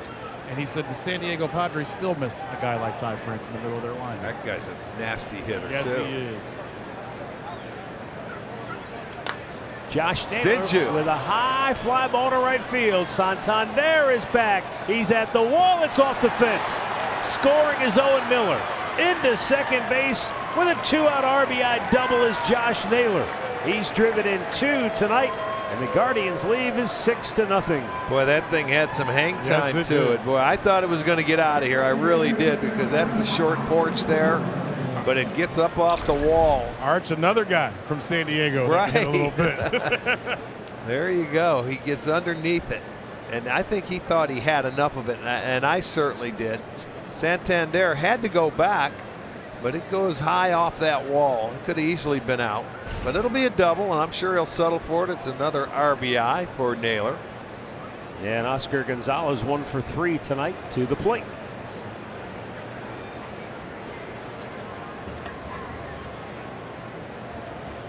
Well, there's the RBIs for the night. You look at Miller and Naylor. San Diego 5, Orioles nothing. Look out now, they can kick field goals. That's true. Wow, good take. Wow, that's a good pitch. Shane Bieber enjoying all the run support tonight.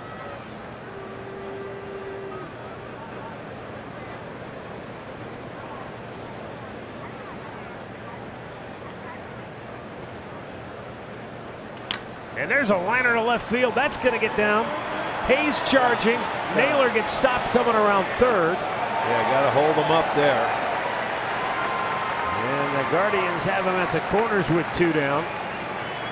And, you see Josh Naylor talking to Mike Sarbaugh. Very understandable. I just think, Arch, when you're dealing with a bum wheel, it may be harder to stop than anything. Yeah, you were dead on. Yeah. And you know what? SpongeBob hit it too hard, man. It was one hop. He did hit it too hard. He hit it too hard. I was hoping it would be down more than line. No, right? But Matt, look. you're right there. It's hard for Nails. Yeah. But, I mean, there's not much you can do in that situation. You wanted to try and get him an RBI, but you couldn't send him there. He had the ball before he even got to third. SpongeBob.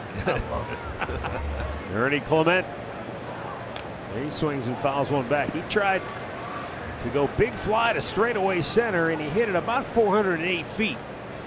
But it's 410 where he hit it, and it died into the glove of Cedric Mullins. This is the 3rd time they have 3 consecutive hits in the ball game. They did it in the 1st, the 3rd, and now the 7th. And you know, a single, 2 doubles, 3 singles, single, double, single now. Now watch here. Here's Naylor having to stop. All right. Oh, ow, ow, ow. Hey, we've all had a car like that makes some noises when you punch on the brakes a little bit. It's been a long time for you, Arch. But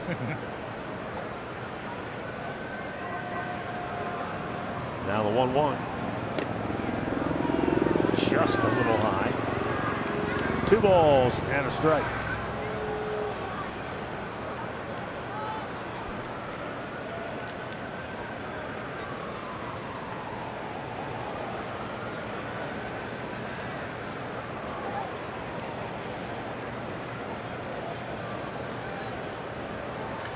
And there's a high pop, shallow right field. Out goes Odor. In comes Santander, and inning is over.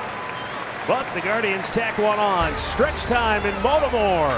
6-0 Guardians. Here at Oriole Park at Camden Yards, 6-0. The Guardians over the Baltimore Orioles.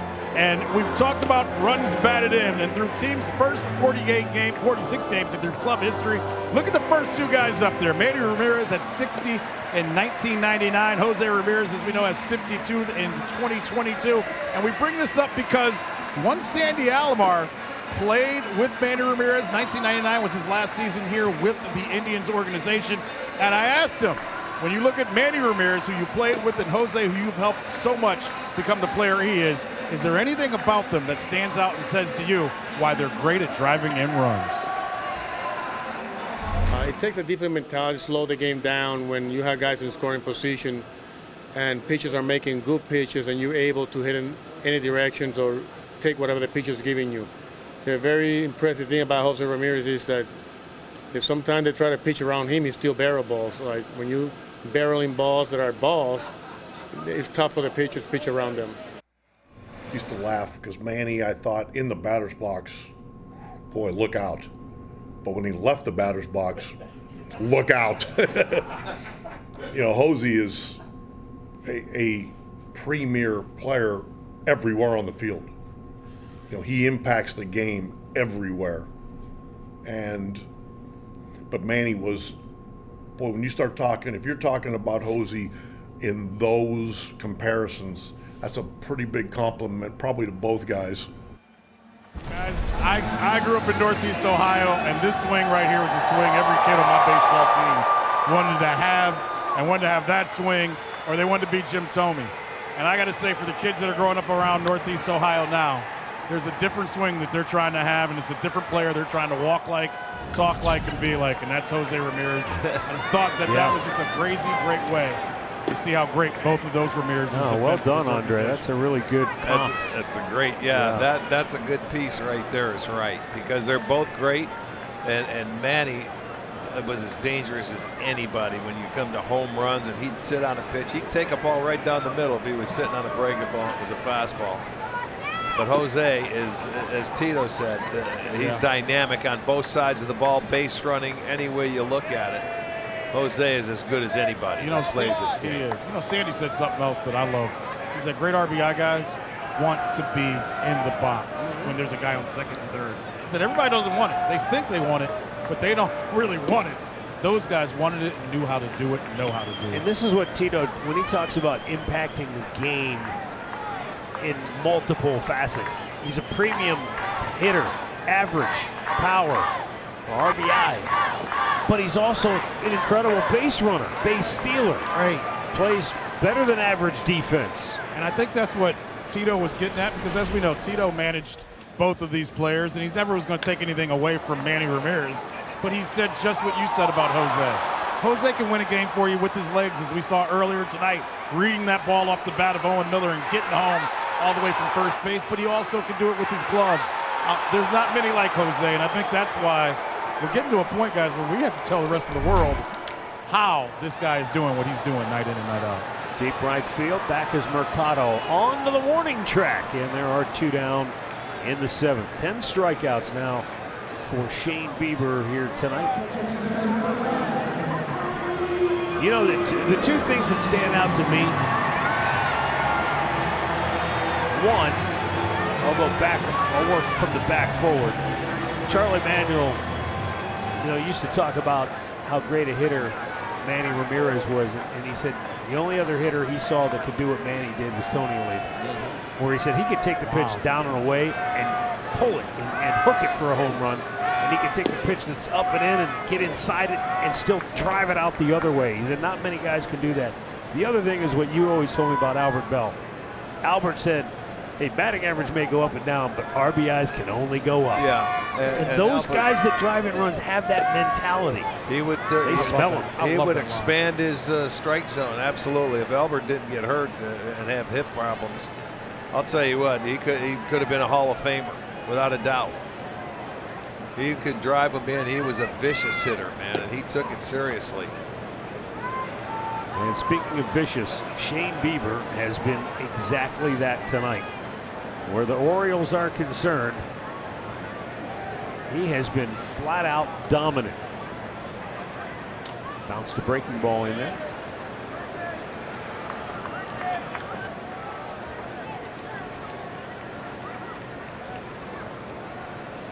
I'd take any three of those guys and put them in my lineup and keep them right there in the same spot. Like, it doesn't matter which one. I was going to say, and no matter what era either. No. Yeah, it doesn't matter. That's what I think is the best compliment to Jose. Both Sandy and Tito said they could play in any absolutely era. There's no doubt about it. He said he could walk into any clubhouse and no team would say no. And he'd still keep walking the way he is right now, like George Jefferson. George Jefferson right in there. He'd be moving on up to the east side. And the 2-2. Swung out and missed. Hey, he struck him out. That's 11 strikeouts for Shane Bieber in 7 shutout innings of work in Baltimore. This copyrighted telecast is presented by authority of the Cleveland Guardians and may not be reproduced or retransmitted in any form. And the accounts and descriptions of this game may not be disseminated without the express written consent of the Cleveland Guardians.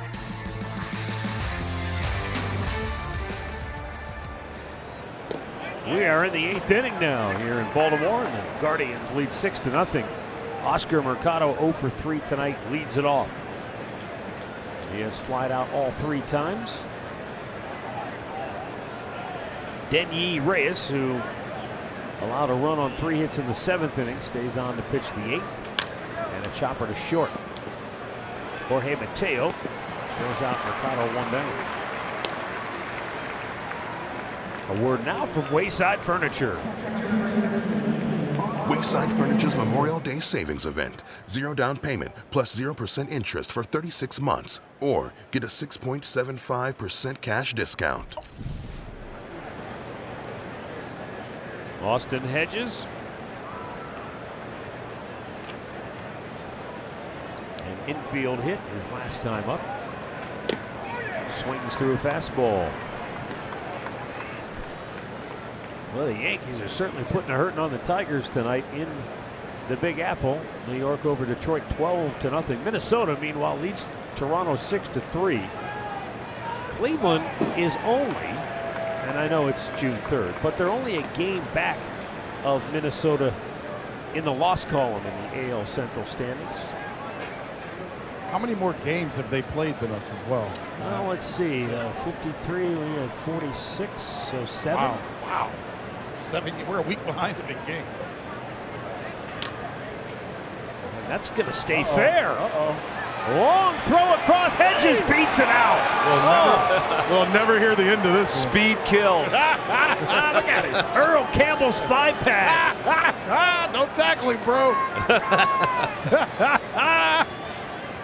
Look at that. And Hedges with his 2nd infield hit of the game. That was like a perfect bunt because it stayed on the grass and it couldn't roll foul, and he had to make a throw.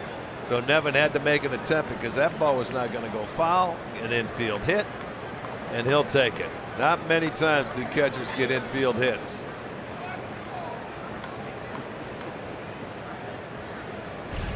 One on, one out. Miles Straw. And a breaking ball dips low. Straw 2 hits tonight and a run scored.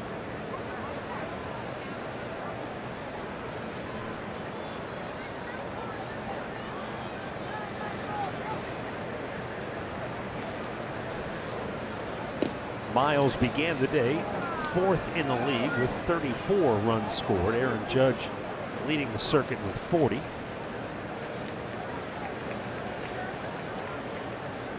But he was also tied with his teammate Jose Ramirez for 2nd in the league in walks with 28. To Baltimore's credit, they have not walked a batter tonight. That's true. And usually, you make a point of reminding us that usually this offense needs a couple of walks. It usually does. Mixed in to sustain rallies. I told you also tonight, 3 times in the ball game, they've had 3 consecutive hits, the 1st, the 3rd, and the 7th.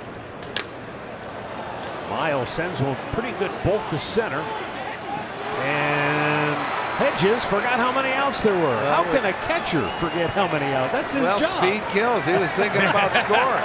iPad's got in the way. Yeah, they did. So he'll run off and put his gear on and head back behind home plate to catch Shane Bieber, who's pitching a gem. Shane Bieber has struck out 11 Orioles tonight. He's given up 1 hit. He has been unbelievable. You know, he's gotten ahead of the hitters. He's changed the eye levels. He's moved it in and out, and he's had great movement on his pitches. That's a season high 11. And you go back to May 19th, 2019 against Baltimore, career high 15 strikeouts. So he's on that same page. He still hasn't allowed an earned run to the Orioles, and this being his 3rd start. And what sets all of those pitches up, not all of them, but you saw a lot of those breaking balls that were bounced. But his ability, he's dotting a fastball in and out. He's ahead. He's had the hitters back on their heels. Well, his last, like I said, his first start in May was not a good one. It came against Toronto. But other than that, his command has gotten better.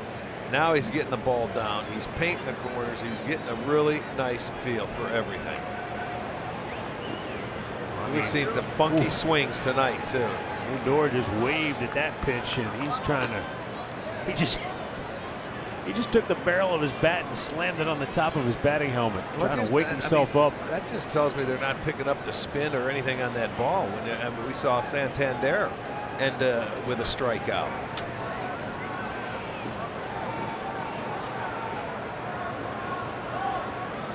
The 1-2. Jam shot. That's going to get down for a hit. So down in the count, Rougned Odor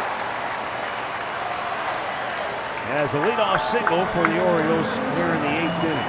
Yeah, he waved at that breaking ball, and then he let him jam himself with a fastball. 1 good hit on the head got him right where he needed to be. That's right. You know, we've always compared Shane Bieber, and it's been one of those things we're all reluctant to do it, but even with Tito, we've always compared him to Corey Kluber when Corey Kluber was going so well for this organization. And the one thing I'm watching, and I know you guys know this as well, if Shane Bieber gets on one of those rolls again like he did a couple of years ago with how the other guys are pitching in this rotation. That's in the hole, the base hit. Back-to-back singles by the Orioles here in the bottom of the 8th inning. It could make for a very fun summer to watch these 3 go at each other. I talked before the game with Tristan McKenzie, who'll go tomorrow, and talk about the competition amongst them. He goes, I want Shane to go out tonight and throw 9 complete innings, 10K. He goes, because tomorrow I'm going to come out and get 15. You get these guys competing and going and pushing each other, it can be a lot of fun. It's going to be the end of the line for Shane Bieber. He'll go 7 innings plus the 2 batters here in the 8th inning. And this is not a situation or a case in which Tito doesn't want to push Shane Bieber. He's looking at this like he's done his job. He's given me 7. We're up 6, and he's got to get guys in that bullpen some work to keep them sharp as well. So we've got a timeout in Birdland. 6-0 Guardians. For Guardians Live with Alan Jensen, presented by Toyota. Highlights, analysis. You'll hear from the players, manager, right after the ball game on Valley Sports Great Lakes. All right, so let me ask you quickly. Not that either one of these things ever happened to you in your stellar playing career. What would be more embarrassing for a player, forgetting how many outs there are when you're running around the bases, or dropping a can of corn in the outfield? Why? They're both. Yeah, I mean, there's They nowhere to both- hide, right? Right. You feel naked, like Yeah, and everybody has forgotten how many outs there are at my one gosh, point yeah. over time. You know, throughout the course of 162 games, if you're out there playing all the time, yes. They're both embarrassing.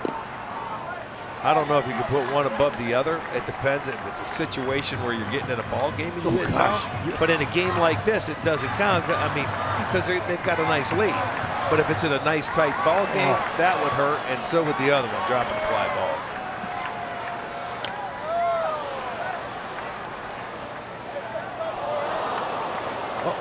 Yeah. young man tried to catch one, and Yeah, he caught it. it caught him.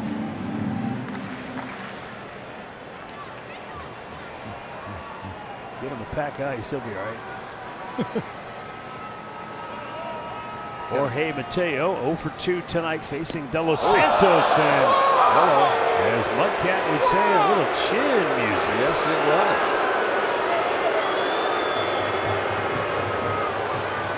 The last thing you're thinking about is the up and in. You're looking, trying to cover that outside part of the plate, and then this one, that'll move you back in a hurry. He looked a little erratic warming up when he came in from the bullpen, De Los Santos, so.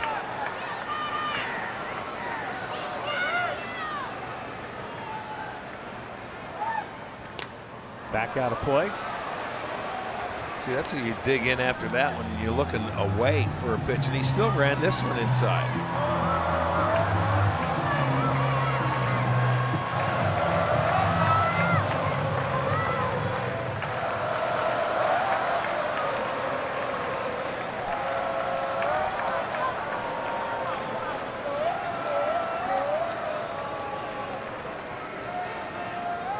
And the 2-2 swing and a miss. De Los Santos strikes him out. 1 away.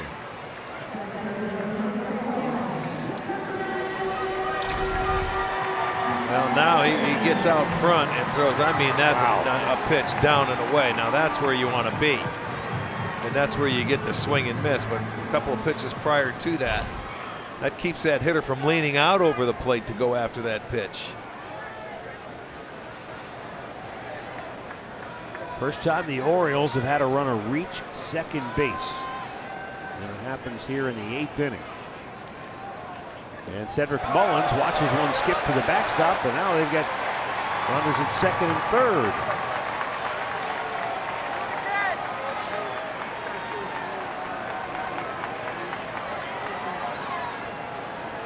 De Los Santos just a little erratic here. Yeah, he sure is. He's all over the place. I mean, that's down in the feet. There's no way you can block that pitch. So they move up.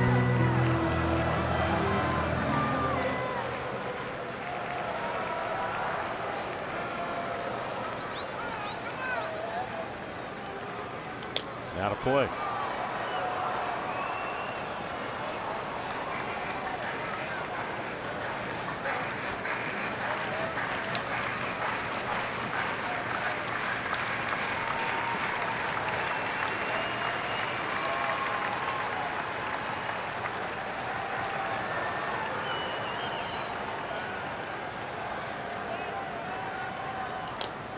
Once again, it's fouled back. Let's get a word here from Levin Furniture. It's a steal. Ergo Comfort Bed in a Box starting at only $2.99 at Levin Furniture and Mattress. And the 1-2 from De Los Santos. Popped him up, shallow center. Racing out. This will be interesting. Rosario. Straw makes the grab, and they'll hold everybody. And he got off a great throw to home plate. And accurate, one hopper. So he popped him up and did not allow him to tag up. Straw had to come a ways to get in, and watch how he hustles to get underneath the ball, gets himself a good position to throw. Wasn't that deep in the outfield, but you still get rid of it. Make a good throw and one hop it to Hedges.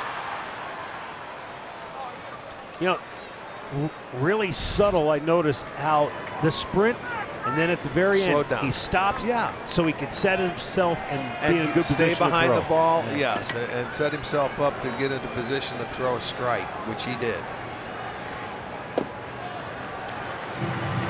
You know, for years, I don't know who made it famous, but for years you'd see guys in center field and they'd come in with all that momentum, they'd catch, they'd throw, and then they'd do like a somersault.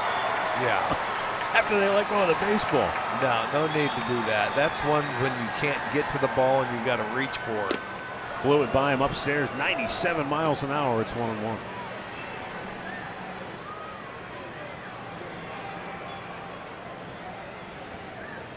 He's been a joy to watch defensively. And tonight, his bat has played a role as well with 2 hits and a run scored.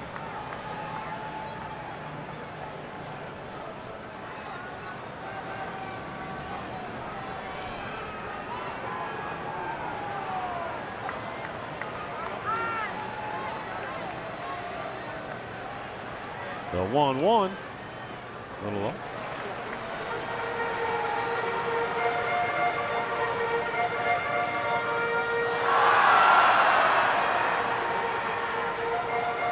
White Sox trail Tampa 4-2, bottom of the 7th down in St. Pete. They're in danger of falling 4 games under 500, the White Sox.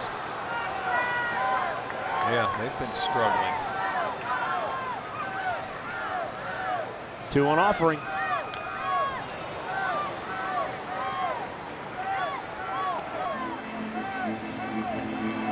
Tito was asked about Joe Girardi getting fired in Philadelphia, only because Tito had managed there. I think the question was something along the lines, are you surprised because of Philadelphia? And it's like, that has nothing to do with Philadelphia. You don't win. Right. You can be a casualty anywhere. True. But he said if you don't do well in Philly, they can definitely they'll let you know. Especially when they went out and spent all the money. And the expectations are so much higher. Yeah. You know, they're one of the highest paid teams now. So if you don't win, you gone. They boo Santa Claus in that town.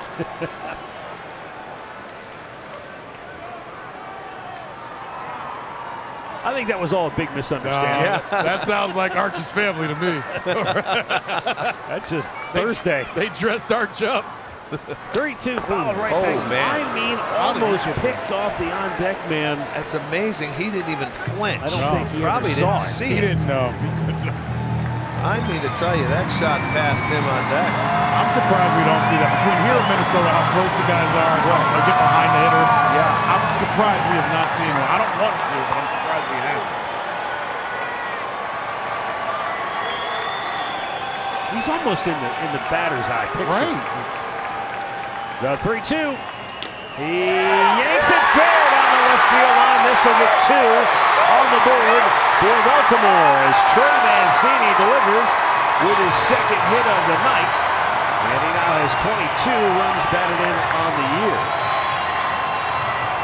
Well, to me, it looked like Mancini had an idea what was coming. Breaking ball, because he kept his hands back beautifully on this one and got it over the head of Ramirez at 3rd. And you can see that slider, and he did a nice job of hitting a pretty good pitch away, staying on it, kept it fair, and Baltimore's on the board with their first 2 runs. So after the first 2 guys aboard, he got 2 straight outs, and then a 3-2 pitch to Mancini makes it a 6-2 game. Those 2 runs will be charged to Shane Bieber, whose final line is 7 innings, 3 hits, 2 runs, 2 walks, 11 strikeouts. At one point tonight, he had retired 14 batters in a row before the first hit of the game by Trey Mancini in the 6th inning. But hey, Mancini, no surprise that he's got 2 hits tonight. He came in 7th in the league with 57 hits. He's just flat out a good hitter. He's reached base in 26 and 27 games. Eli Morgan now getting loose for Cleveland.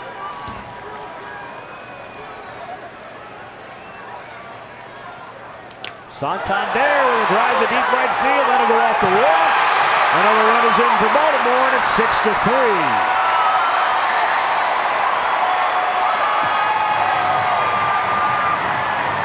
Back-to-back 2-out RBI hits here in the 8th for the Orioles. Hit that one too hard. It's a long single, but you can see how they get after pitches. You know, when pitchers are struggling, Carl just left the mound and they're saying, man, I'm not going to let him settle in and throw strike one. And they get after it early. So they have 4 hits in the inning and 2 consecutive now coming off De Los Santos. Now they're stalling for time until Morgan gets ready. I think he is ready. Well, if he's ready, I would think he's in. Yep, here comes Tito. So that'll be it for De Los Santos. He got the first 2 batters and then yielded back-to-back 2-out RBI hits. And Baltimore's not done yet. 6-3 Cleveland in the 8th.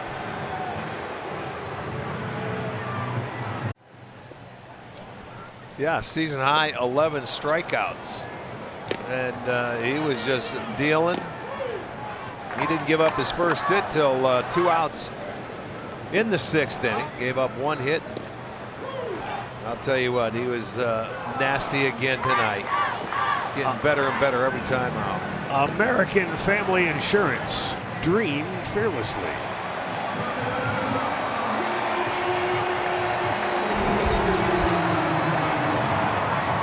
And so the Orioles have cut the gap to 6-3. Eli Morgan has been called upon to try and quell the uprising. Austin Hayes, 0 for 3 is the batter. He came in with a 13-game hitting streak and 10th overall in batting average in the American League. Morgan starts him off with a first pitch curveball and a beauty, actually a changeup. That could be any better pitch to a guy that's going to be aggressive, thinking, okay, he wants to get ahead of me. Well, they don't know. That's his best pitch, that changeup. But you can see how aggressive he was going after it. He was trying to jump him and hit one out.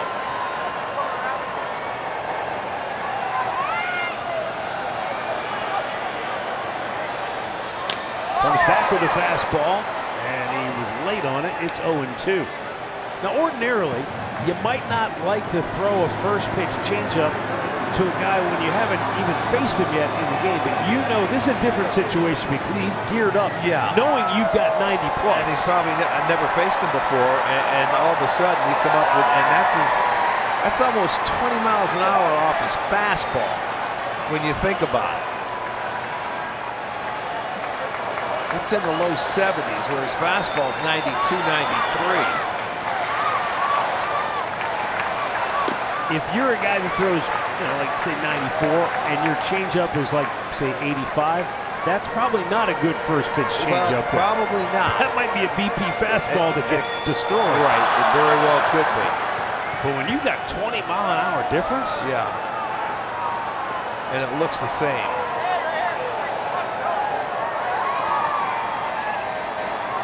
Eli ready, and the 1-2 pitch. Came back with a changeup, but he lays off, and it's 2-2.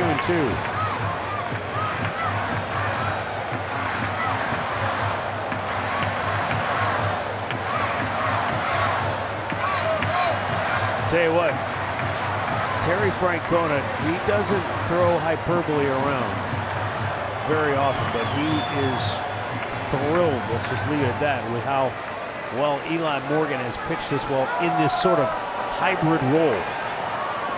Whether it's multiple innings or maybe just getting you out of a jam right here. Now it's just one hitter. Get me out of here.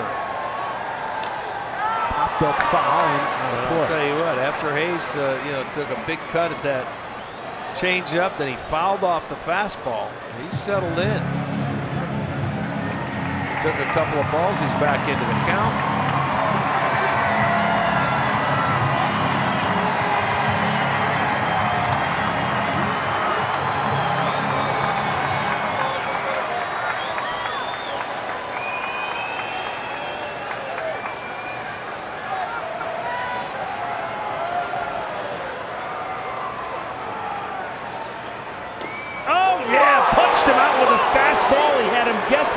And he guessed wrong.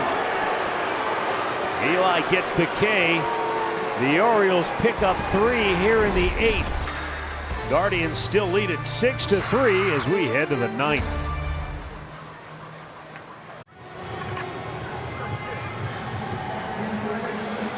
We go to the 9th inning, 6-3, Guardians on top. And big Felix Bautista now into the game for the Orioles. He goes 6-5, and the 26-year-old already pitched in 21 games this year. Worked a scoreless inning 2 days ago. You know, that's why that run in the 7th inning for the Guardians was a big run, because they didn't score, you know, since the 3rd inning. But you put that one on. If they couldn't put that on, it'd be a 2-run ball game, you know, in their bullpen. Right now, they had to put zeros up, down 5-zip. Up the middle, cut off by Mateo, and he hurries the throw, and it's in time, one away. The internal clock goes off with those infielders, knowing when you have to get rid of a ball when a guy gets down the line in around 4 seconds. Makes a big difference compared to 4.5. And that's one thing Rosario does every time he runs down that line. So they better speed it up.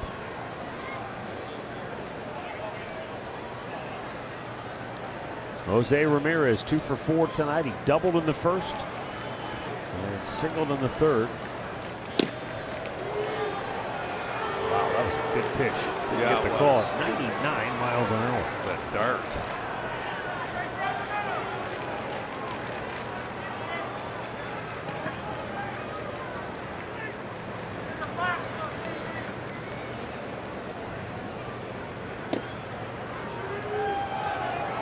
Well, he's tried both sides of the plate. Yeah, it's 2-0. One of those, you know, you would think would be a strike. They are close pitches.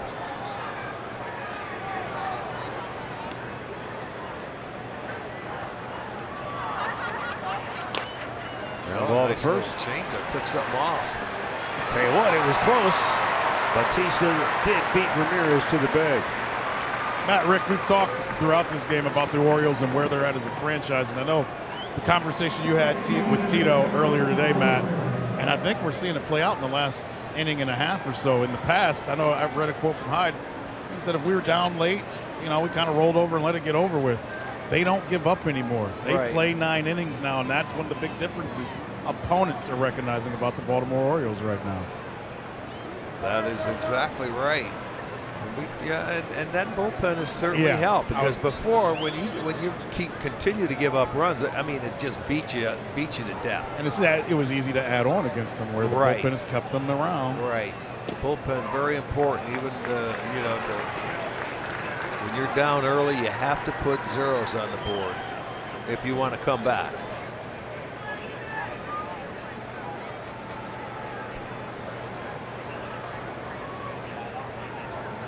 Owen Miller shoots one foul the other way. This guy's bringing it, man. He is bringing it.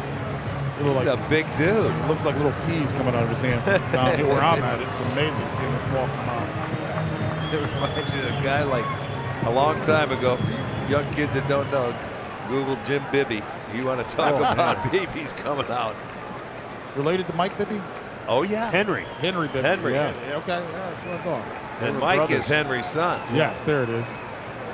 Trying to get the kids to understand it, Arch. I'm trying to that's good. I appreciate that. Jim Bibby was the first guy I ever saw. I know Johnny Bench also did, but he held, what was it, 6 baseballs in his hand? Oh, yeah. I mean, he had huge hands. Yeah, it looks like a little ping pong ball coming out of his hand. The 1-2 to Owen Miller. Chopped to short. Mateo with the room service hop. Throws him out. 3 outs to go for the Guardians. Emmanuel Clase will try to close out the Birds next. We mentioned it earlier, but last June, when the Guardians visited Baltimore, Ryan Mountcastle at the plate. This is deep. Watch the fan. Bam. Oh, ouch. That's the old fences. Yeah, right. Oh, fences man, is right. Well, that could be a reach-in foul right there. Yeah, the guy in the blue shirt, that's a foul on him. Yeah, that's a foul. But you know the one thing about Ryan Mountcastle, and we didn't know a lot about him when this happened last June, after that video kind of went viral, as the kids like to say nowadays, he went out of his way to find out who that person was, got him tickets to the next game, went out and met him. He didn't give him a glove. He didn't. What Arch would have went out and met him, gave him a glove, or said, "Let us roll, stupid." He didn't do all of that. He took care of the guy, made sure he was okay, got him tickets to a couple of games. That's nice. Did you say there was a virus? What'd you say? I said it went viral, man. Okay. It's got to go on in your ears up there. He's got crab cakes up there in the 6th inning or something. Any word on what happened to Hedges? I'm working on that now. We just saw Luke go in.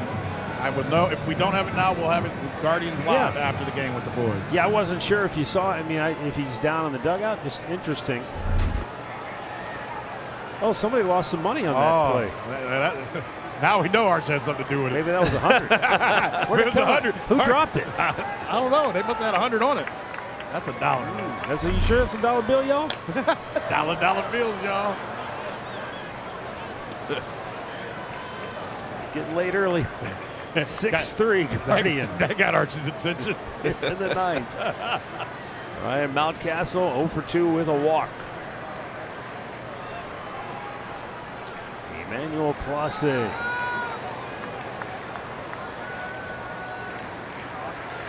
Foul back.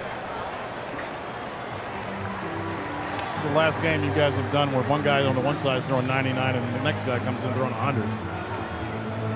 Well, I was just thinking that as nasty as Clase is and has been, the Orioles see their fair share of that in their division, no doubt.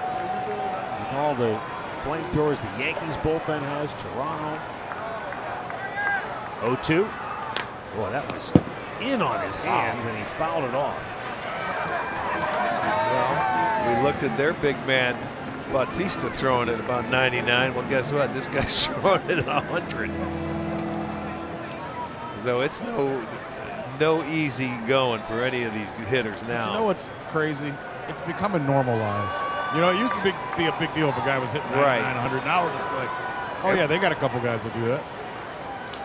Up the middle, cut off by him in. And Rosario had time to set his feet and made a good throw, one down.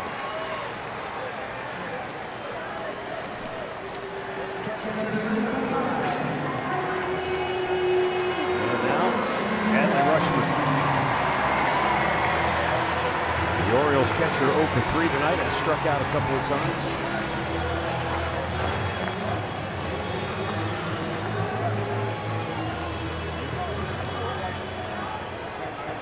You know, to Andre's point, though, Rick, I mean, there was a time.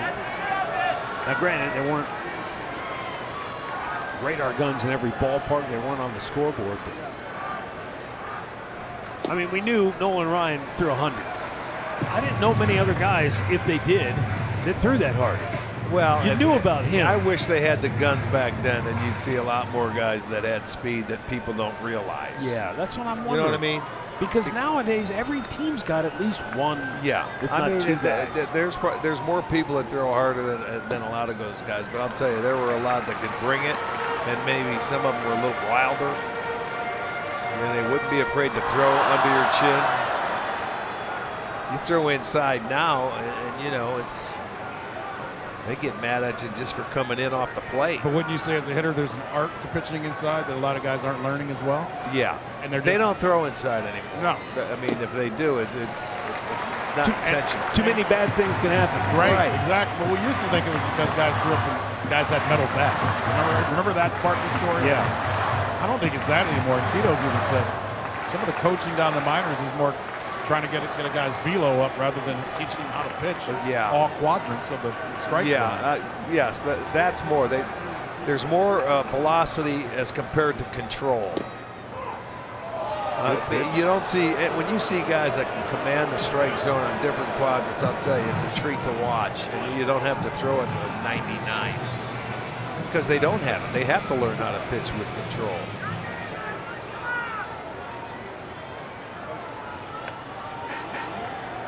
And now the 3-1. Bangs it foul. But I'll tell you what, for as hard as Clase throws, he's got pretty darn good control. Well, again, I guess that's what stands out about him and some of these newer generational guys that throw so hard. they don't look like their max effort guy. There were guys back in the old, you could tell when they tried to hump up. You'd hear grunts and groans. And the ball would go to the backstop sometimes because they'd lose their Jim Kern. Swing and a miss. He got him with a nasty slider. I mean, that's just not fair. That's what I used to be surprised at last year with the way Clase could throw the baseball, and too many guys are putting it in play. Well, he started to use that slider more, and then it gives him an off-speed pitch. So everything's not hard, you know, and that's where the separator is for him now. 93 with a wrinkle. That's a hard wrinkle. And it's down to Rougned Odor for Baltimore.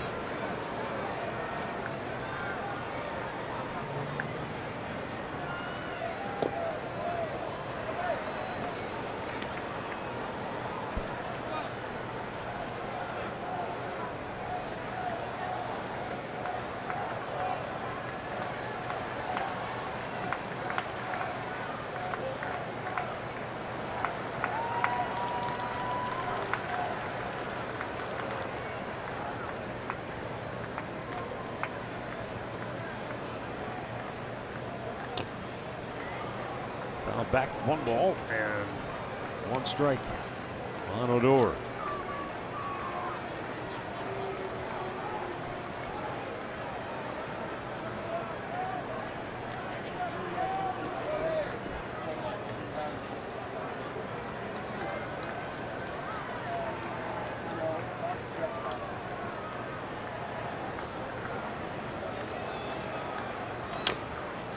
That just did. Big foul. He lost his batting helmet and he wasn't more than 2 feet out of the batter's box. That thing hit the edge of the grass and kicked foul is what it did. He thought he was going to have to run, but got away with it. Watch where it hits. That one was a slider right down the middle. He tops it, but you see he swings so hard he's got that uppercut. How does it fly off? He's got an eject button. It just pops off when he hits the button. Get some of that pine tar, get a strap. No, put some pine tar on the inside. Yeah.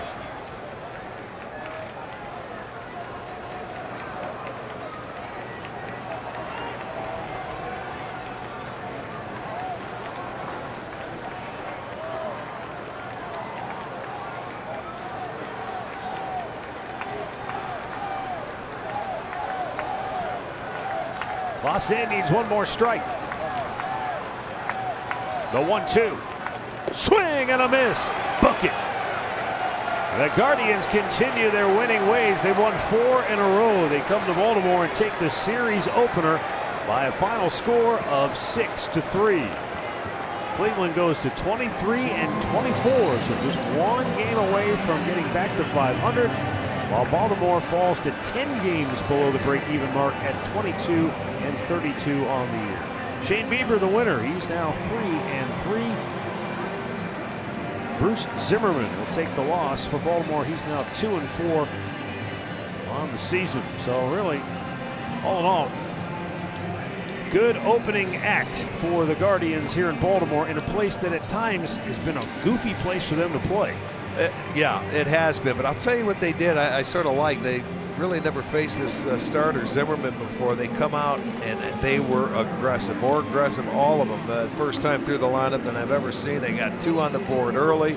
They added 3 on the board early, back in the 3rd, and just turned the ball over to Shane Bieber in this ball game because he was the story. When you look at the pitching end of it, 7 innings, struck out 11, season high 11, only 3 hits. He did give up a couple runs, but the bullpen gave up that hit. So he was dynamite. So it was a really good night overall for the Guardians. And Emmanuel Clase nailing down the 9th inning for his 8th save on the year. Time now for Guardians Live postgame with Al and Jensen. Obviously a great way to start the series, both offensively and with the way Shane Bieber pitched, but more importantly, you're starting to feel a little momentum. Yes, I know it was just Kansas City and this is Baltimore, but the way this team has played this year, you have to win these games if you're going to get yourself into serious contention.